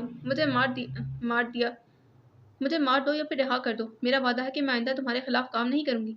हॉस्की ने बुरी तरह चीखते कहा। नहीं हॉस्की, जैसे मैंने कहा है वैसे ही होगा, इमरान ने सर्द लहजे में कहा और वापस मुड़ गया। रुक जाओ, मेरे साथ वादा करो कि तुम मुझे आज़ाद कर दोगे। मैं तुम्हें हल्फ के बावजूद पीकॉक के हेडक्वार्टर के बारे में बता देती हूँ। हॉस्की ने चीख कर कहा तो इमरान वापस मुड़ गया। ओके बोलो, इमरान ने कुर्सी की सीट पर पड़ा हुआ रिमोट कंट्रोल उठाकर दोबारा कुर्सी पर बैठते कहा। क्या तुम वादा करते हो? तुम मुसलमान हो और मुझे मालूम है कि मुसलमान जो वादा करता है वो पूरा करता है, हॉस्की ने कहा था। हाँ, मेरा वादा है कि अगर तुम पीकॉक के हेडक्वार्टर के बारे में तफसील बता दो तो तुम्हें आज़ाद कर दूंगा, इमरान ने कहा था। पीकॉक के सेक्शन पूरी दुनिया में फैले हुए हैं, लेकिन ऐसे मकामी सेक्शन हैं जैसे हमारा सेक्शन पोर्टलैंड के दारुल हुकूमत में, हम इसे हेडक्वार्टर ही कहते हैं। इस तरह पूरा सेक्शन जिस मुल्क में है और इसका सेक्शन का जो बॉस है वो इसे ही हेडक्वार्टर कहता है, लेकिन असल हेडक्वार्टर कहाँ है इसका इल्म बहुत कम लोगों को है, जिसमें मेरा शुमार भी है, क्योंकि अब मैं सुपर सेक्शन की इंचार्ज हूँ और सुपर एजेंट हूँ, हॉस्की ने मुसलसल बोलते कहा। हाँ, वो मरकज़ी हेडक्वार्टर कहाँ है, इसके बारे में बताओ, इमरान ने कहा था। मरकज़ी हेडक्वार्टर यूरोप के मुल्क फ़ॉनलैंड के दारुल हुकूमत लॉस्की में है और चीफ बॉस का नाम लॉर्ड ईस्टर बताया जाता है, हॉस्की ने कहा तो इमरान ने महसूस कर लिया कि वो जो कह रही है दुरुस्त कह रही। तुम कभी वहाँ गई हो, इमरान ने पूछा। नहीं, ये बात भी मुझे अब मालूम हुई है। हाँ, अगर मैं तुम्हें हलाक कर देती तो शायद मुझे मरकज़ी हेडक्वार्टर कॉल कर लिया जाता, क्योंकि पीकॉक में किसी एजेंट का मरकज़ी हेडक्वार्टर जाना बहुत बड़ा एजाज़ है, हॉस्की ने जवाब देते कहा। ओके, तुमने सच बोला है तो इसीलिए मैं अपने वादे के मुताबिक तुम्हें आज़ाद करने का पाबंद हूँ, इमरान ने कहा। फिर हॉस्की को ये करीब पहुँच गया था। हॉस्की हैरत से उसे देख रही थी क्योंकि रिमोट कंट्रोल उसके हाथ में था और वो फासले से उसे ऑपरेट कर सकता था, लेकिन इमरान बजाय रिमोट कंट्रोल ऑपरेट करने के उसके करीब आ रहा था। लेकिन फिर अचानक इमरान का बाजू पूरी कुव्वत से घूमा और कमरा हॉस्की के हलक से निकलने वाली चीख से गूंज उठा था। कलपट्टी पर पड़ने वाली मुड़ी हुई उंगली की एक ज़रब हॉस्की को बेहोश करने के लिए काफ़ी हो। इसका जिस्म और गर्दन ढलक गई तो इमरान पीछे हटा और उसने हाथ में पकड़े हुए रिमोट कंट्रोल का रुख हॉस्की की कुर्सी की तरफ करके उसका बटन प्रेस कर दिया तो कटाक कटाक की आवाज़ों के साथ ही रॉड्स कुर्सी में गायब हो गए थे। इमरान ने रिमोट कंट्रोल वहीं कुर्सी की सीट पर रखा और फिर दरवाजे की तरफ मुड़ गया था। क्या हुआ इमरान साहब, हॉस्की ख़त्म हो गई या नहीं, बाहर मौजूद सफदर ने कहा। नहीं, सिर्फ बेहोश हो नहीं सिर्फ बेहोश किया है, होश में आकर खुद ही वापस चली जाएगी, इमरान ने कहा। क्या मतलब, आपने उसे हलाक नहीं किया, क्यों, सफदर ने हैरत भरे लहजे में कहा। उसने मेरी ज़ात पर हमला किया था और तुम्हें मालूम है कि मैं अपनी ज़ात पर किए जाने वाले हमले का इंतकाम नहीं लिया करता। फिर हॉस्की से मैंने वादा किया कि मैं उसे आज़ाद कर दूंगा अगर वो पीकॉक के मरकज़ी हेडक्वार्टर के बारे में तफसील बता दे, क्योंकि मैंने बड़ी कोशिश की है लेकिन मरकज़ी हेडक्वार्टर का मुझे किसी तरह से भी इल्म ना हो सका। उसने बता दिया है इसलिए मैंने उसे बेहोश करके रॉड की कैद से आज़ाद कर दिया है। हाँ, किसी और मौका पर वो फिर टकरा गई तो फिर देखा जाएगा। कैप्टन शकील को बुलाओ, हमने अब वापस जाना है, इमरान ने मुसलसल बात करते कहा। इमरान साहब, हॉस्की ने हमारा पीछा नहीं छोड़ना, और ये बात और फिर वो ये कि जिसने पाकेशिया से लबास को अगवा करके पाकेशिया की इज्जत को दागदार किया है, इसके लिए उसकी मौत ज़रूरी है। आप ना करें तो मैं खुद उसे हलाक कर देता हूँ, सफदर ने कहा। तेज़ी से मुड़कर उसके कमरे की तरफ बढ़ता चला गया जिधर हॉस्की मौजूद थी। इमरान ने एक तवील सांस लिया और पोर्च की तरफ बढ़ गया जहाँ 2 कारें मौजूद थी। साटोम जजीरे में साटोम अपने मखसूस दफ्तर में कुर्सी पर कलफज़दा अंदाज में अकड़ा हुआ बैठा था। सामने एक फ़ाइल मौजूद थी और उसकी नज़रें फ़ाइल पर जमी हुई थी, जैसे कोई दिलचस्प मंजर उसे नज़र आ रहा हो। फिर उसने फ़ाइल बंद की और फिर एक झटके से एक साइड पर फेंक दी। सब काम इन पाकेशिया उनके खौफ से बंद कर दिया गया है। हमारा जो नुकसान हो रहा है वो कौन पूरा करेगा, साटोम ने ऊंची आवाज़ में बड़बड़ाते कहा। मेज़ पर 2 रंगों के फ़ोन मौजूद थे। साटोम ने सब रंग के फ़ोन का रिसीवर उठाया और एक नंबर प्रेस कर दिया। गेस चीफ, एक निस्वानी आवाज़ सुनाई दी। लहजा बेहद मौजमाना था। पीकॉक के चीफ से बात करवाओ, साटोम ने तेज़ लहजे में कहा और रिसीवर एक झटके से रख दिया था। कुछ देर बाद फ़ोन की घंटी बज उठी तो उसने हाथ बढ़ाकर रिसीवर उठा लिया। यस, साटोम ने गुर्राते लहजे में कहा। लॉर्ड ईस्टर से बात करें चीफ, निस्वानी आवाज़ में और इंतहाई मुअद्दबाना लहजे में कहा गया। साटोम बोल रहा हूँ, साटोम ने ऊंची आवाज़ में कहा। लॉर्ड ईस्टर बोल रहा हूँ, क्यों कॉल की है, कोई ख़ास बात, भारी से लहजे में पूछा गया। अलाबाद की वजह से मेरा सारा कारोबार बंद हो गया है और मुझे रोज़ाना लाखों डॉलर का नुकसान हो रहा है, साटोम ने कहा था। इसमें हमारा क्या कसूर, तुमसे बात हुई थी, तुमने मुंह मांगी कीमत तलब की थी जो तुम्हें अदा कर दी गई। इसके बाद तुम्हारी एक बात कोई वजह नहीं रखती। और ये भी सुन लो कि तुम पीकॉक को कमज़ोर ना समझो। ऐसा भी हो सकता है कि जजीरा साटोम पर या पीकॉक कब्जा कर ले, लेकिन हम ऐसा नहीं चाहते। हम सिर्फ इतना चाहते हैं कि हमारा आदमी वहाँ महफूज रहे, लॉर्ड ईस्टर ने बड़े सर्द लहजे में कहा। लेकिन मुझे ये मालूम नहीं था कि आप चंद اس قدر खौफजदा हो जाएंगे कि मुझे अपना कारोबार भी बंद करना पड़ेगा। अगर आप उनसे नहीं निपट सकते तो हम निपट लेंगे, लेकिन हमें कारोबार तो बहरहाल करना है। साटॉम ने कहा, ठीक है, तुम बेशक कारोबार करो, लेकिन हमारा आदमी महफूज रहना चाहिए। लॉर्ड ईस्टर ने कहा, ऐसा ही होगा। साटॉम ने खुश होकर कहा, ओके, फिर मुझे कोई एतराज़ नहीं। लॉर्ड ईस्टर ने कहा और फिर उसके साथ ही राब्ता ख़त्म हो गया। साटॉम ने बड़े फातिहाना अंदाज में रिसीवर रख दिया और उसके साथ ही उसने हाथ बढ़ाकर सफ़ेद रंग का फ़ोन का रिसीवर उठाया और एक के बाद दीगरे 2 नंबर प्रेस कर दिए। Yes chief boss. दूसरी तरफ से मौदबाना निस्वानी आवाज़ सुनाई दी, हेनरी से बात करवाओ। साटॉम ने इस तरह अकड़े हुए लहजे में कहा और रिसीवर रख दिया। चंद लम्हों बाद मुतरन्निम घंटी की आवाज़ सुनाई दी तो उसने एक बार फिर रिसीवर उठा लिया। हेनरी अर्ज़ कर रहा हूँ बॉस। दूसरी तरफ से मौदबाना आवाज़ सुनाई दी, सुनो, मैंने फैसला किया है कि हम कारोबार दोबारा शुरू करेंगे, लेकिन अभी सिर्फ स्पेशल वे के ज़रिए। तो स्पेशल वे पर मौजूद चारों चेक पोस्टों को अलर्ट कर दो ताकि वो कारोबार में रुकावट ना बन जाए। साटोम ने कहा था। Yes chief. दूसरी तरफ से इसी तरह मौदबाना लहजे में कहा गया तो साटोम ने रिसीवर रख दिया था। फिर तकरीबन 20 मिनट बाद फ़ोन की घंटी एक बार फिर बज उठी तो साटोम ने हाथ बढ़ाकर रिसीवर उठा लिया था। यस, साटोम ने एक मखसूस तेज़ और दुरुस्त लहजे में कहा। हेनरी अर्ज़ कर रहा हूँ। दूसरी तरफ से हेनरी की इंतहाई मौदबाना आवाज़ सुनाई दी। क्यों कॉल किया? साटॉम ने उसी तरह तंदुरुस्त लहजे में कहा। पहले जान की अमान दें चीफ। दूसरी तरफ से कहा गया तो साटॉम बेख्तियार चौंक पड़ा। हेनरी के इस फिक्रे का मतलब कि कोई बुरी खबर, क्योंकि साटॉम चूँकि बुरी खबर सुनाने वाले को गुस्सा आने पर हलाक कर दिया करता था, इसलिए उससे पहले जान की अमान तलब की जाती थी। अमान दी, बोलो। साटॉम ने उसी तरह अकड़े हुए लहजे में कहा। 3 चेक पोस्टें 1, 2 और 3 पर मौजूद तमाम अफराद को हलाक कर दिया गया। तीसरी चेक पोस्ट पर ऑटोमेटिक मिसाइल गन को भी तबाह कर दिया गया। वहाँ से जो फिल्में हासिल की गई हैं, इनके मुताबिक दूसरी और तीसरी चेक पोस्टों पर एक आदमी नमूदार हुआ है और उसने इंतहाई महारत और तेज़ी से काम लेते हुए सबको हलाक कर दिया। अलबत्ता चौथी चेक पोस्ट महफूज है। इन्हें मैंने अलर्ट कर दिया है। हेनरी ने तफसील से जवाब देते कहा। एक आदमी ने, ये कैसे मुमकिन? और फिर चेक पोस्ट नंबर 1 की फिल्म क्यों हासिल नहीं की गई? साटॉम ने हैरत भरे लहजे में कहा। वहाँ अफराद ज़्यादा थे, इसीलिए फिल्म की सहूलत नहीं रखी गई थी, और फिल्म से जो मालूमात मिली हैं इसके मुताबिक वाकई एक आदमी ने सारी कार्रवाई की है। हेनरी ने जवाब देते कहा। लेकिन वो कौन आदमी है, कहाँ से आया है और कहाँ चला गया? साटॉम ने इस बार हलक के बल चीखते कहा। वो लाजमन स्पेशल वे से आया होगा, लेकिन स्पेशल वे को चेक किया गया है। स्पेशल वे तो खाली है, वहाँ कोई डबल या सिंगल बोर्ड मौजूद नहीं। हेनरी ने जवाब दिया था। कहाँ से चेक की गई? साटोम ने कहा था। तीसरी चेक पोस्ट से। वहाँ ऐसे आलात मौजूद हैं। ये आलात चूँकि मखसूस दरख्तों पर छुपा कर लगाए गए थे, इसीलिए वो तबाह होने से बच गए। इन आलात की मदद से फ़ोटो से लेकर पूरे स्पेशल वे को चेक कर लिया गया है, लेकिन स्पेशल वे को खाली पाया गया है। हेनरी ने जवाब दिया था। फिर वो आदमी कहाँ से आ गया? क्या वो आसमान से टपका था? साटोम ने एक बार फिर हलक के बल चीखते कहा। इसे पूरे समंदर में तलाश किया जा रहा है। यही अंदाज़ा लगाया गया है कि वो वारदात करके खुले समंदर में उतर जाता होगा। हेनरी ने जवाब दिया। ठीक है, अभी कारोबार बंद रहे। इस आदमी को तलाश करो और तुम्हारे लिए 2 रोज़ का वक्फा है। 2 रोज़ के अंदर इस आदमी की लाश मेरे सामने होनी चाहिए, वरना तुम और तुम्हारी सिक्योरिटी के अफराद को हलाक कर दिया जाएगा। साटॉम ने चीखते कहा और फिर रिसीवर को इस तरह क्रेडिट पर पड़खा जैसे सारा कसूर इसी का हो। एक आदमी इतने सारे लोगों को मार कर चला गया। अब ये हालत हो गई है मेरे आदमियों की। साटॉम ने गुस्से से बड़बड़ाते कहा और फिर हाथ बढ़ाकर उसने साइड रैक में पड़ी शराब की बोतलों में से एक बोतल उठाई और उसे खोलकर मुंह से लगा लिया था। इमरान, सफदर और कैप्टन शकील तीनों एक्रेमियन मेकअप में नाराग के एक होटल में के कमरे में मौजूद थे। वो पोर्टो से नाराग का तवील फ़िज़ाई सफ़र करके 1 घंटा पहले यहाँ पहुँचे थे और इमरान ने पोर्टो से रवाना होने से पहले इस होटल में कमरे बुक करवा लिए थे, इसलिए उन्हें यहाँ कोई रुकावट पेश नहीं आई थी। और सफदर और कैप्टन शकील अपने अपने कमरों में गुस्ल करके और फ्रेश होकर इमरान के कमरे में आ गए थे। इमरान भी इस दौरान गुस्ल करके और लिबास तब्दील करके फ्रेश हो चुका था। मेकअप उन्होंने वहीं पोर्टो में ही कर लिए थे और नए मेकअप के कागजात उनके पास पहले से मौजूद थे, इसलिए उन्हें कोई प्रॉब्लम पेश नहीं आई थी। इमरान इन दोनों के आने से पहले हॉट कॉफ़ी मंगवा चुका था, इसलिए अब वो तीनों हॉट कॉफ़ी की चुस्कियाँ ले रहे थे। हाँ तो जनाब सफदर सईद यार जंग बहादुर, तुम्हारी बहादुरी का सबूत सामने नहीं आया।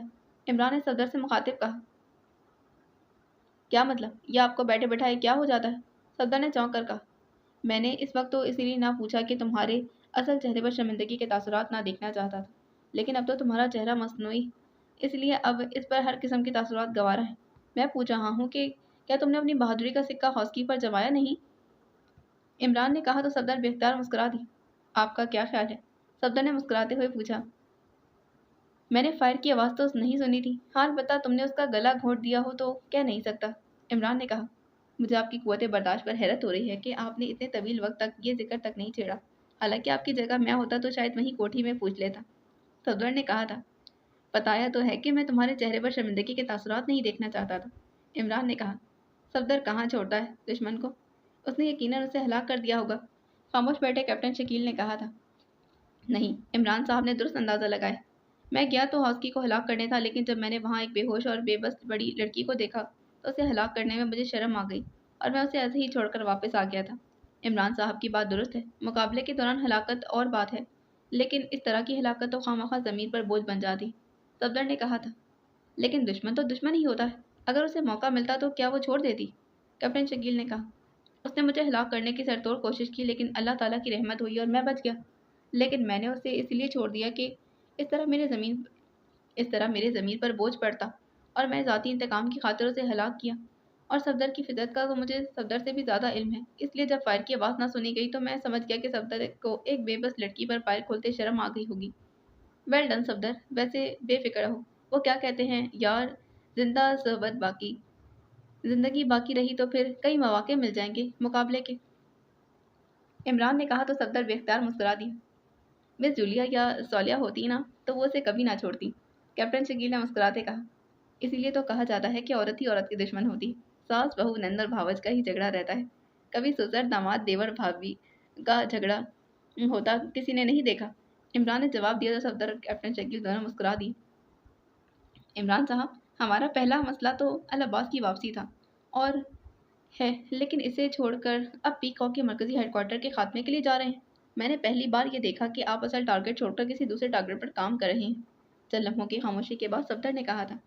پیکاک نے پاکیشیا کی عزت پر حملہ کیا ہے، العباس کے اخبار سے پوری دنیا میں پاکیشیا کی بدنامی ہوئی ہے، اس لیے پیکاک کو اس کی عبرتناک سزا ملنا ضروری ہے۔ پیکاک کے چند ایجنٹوں کو یا پھر مقامی ہیڈ کوارٹر کو تباہ کرنے سے پیکاک پر کوئی اثر نہیں پڑے گا، اس پر اثر اس وقت پڑے گا جب اس کا مرکزی ہیڈ کوارٹر تباہ ہوگا، اور جہاں تک العباس کی واپسی کا مشن ہے تو تنویر اور جولیا اس پر کام کر رہے ہیں، اور مجھے ان دونوں کی صلاحیتوں پر مکمل اعتماد ہے کہ یہ آسانی سے مار کھانے والے نہیں، اس لیے وہ لامحالہ کامیاب لوٹیں گے۔ ہمیں اس دوران ویسے ہی ہاسکی وغیرہ جیسے ایجنٹوں سے لڑتے رہے تو یہ سوائے وقت کے ضیاع کے اور کچھ بھی نہیں، عمران نے جواب دیتے کہا۔ آپ نے چیف سے بات کر لی ہے، صفدر نے کہا تھا۔ اس وقت میں ٹیم کا چیف ہوں، عمران نے کہا تھا۔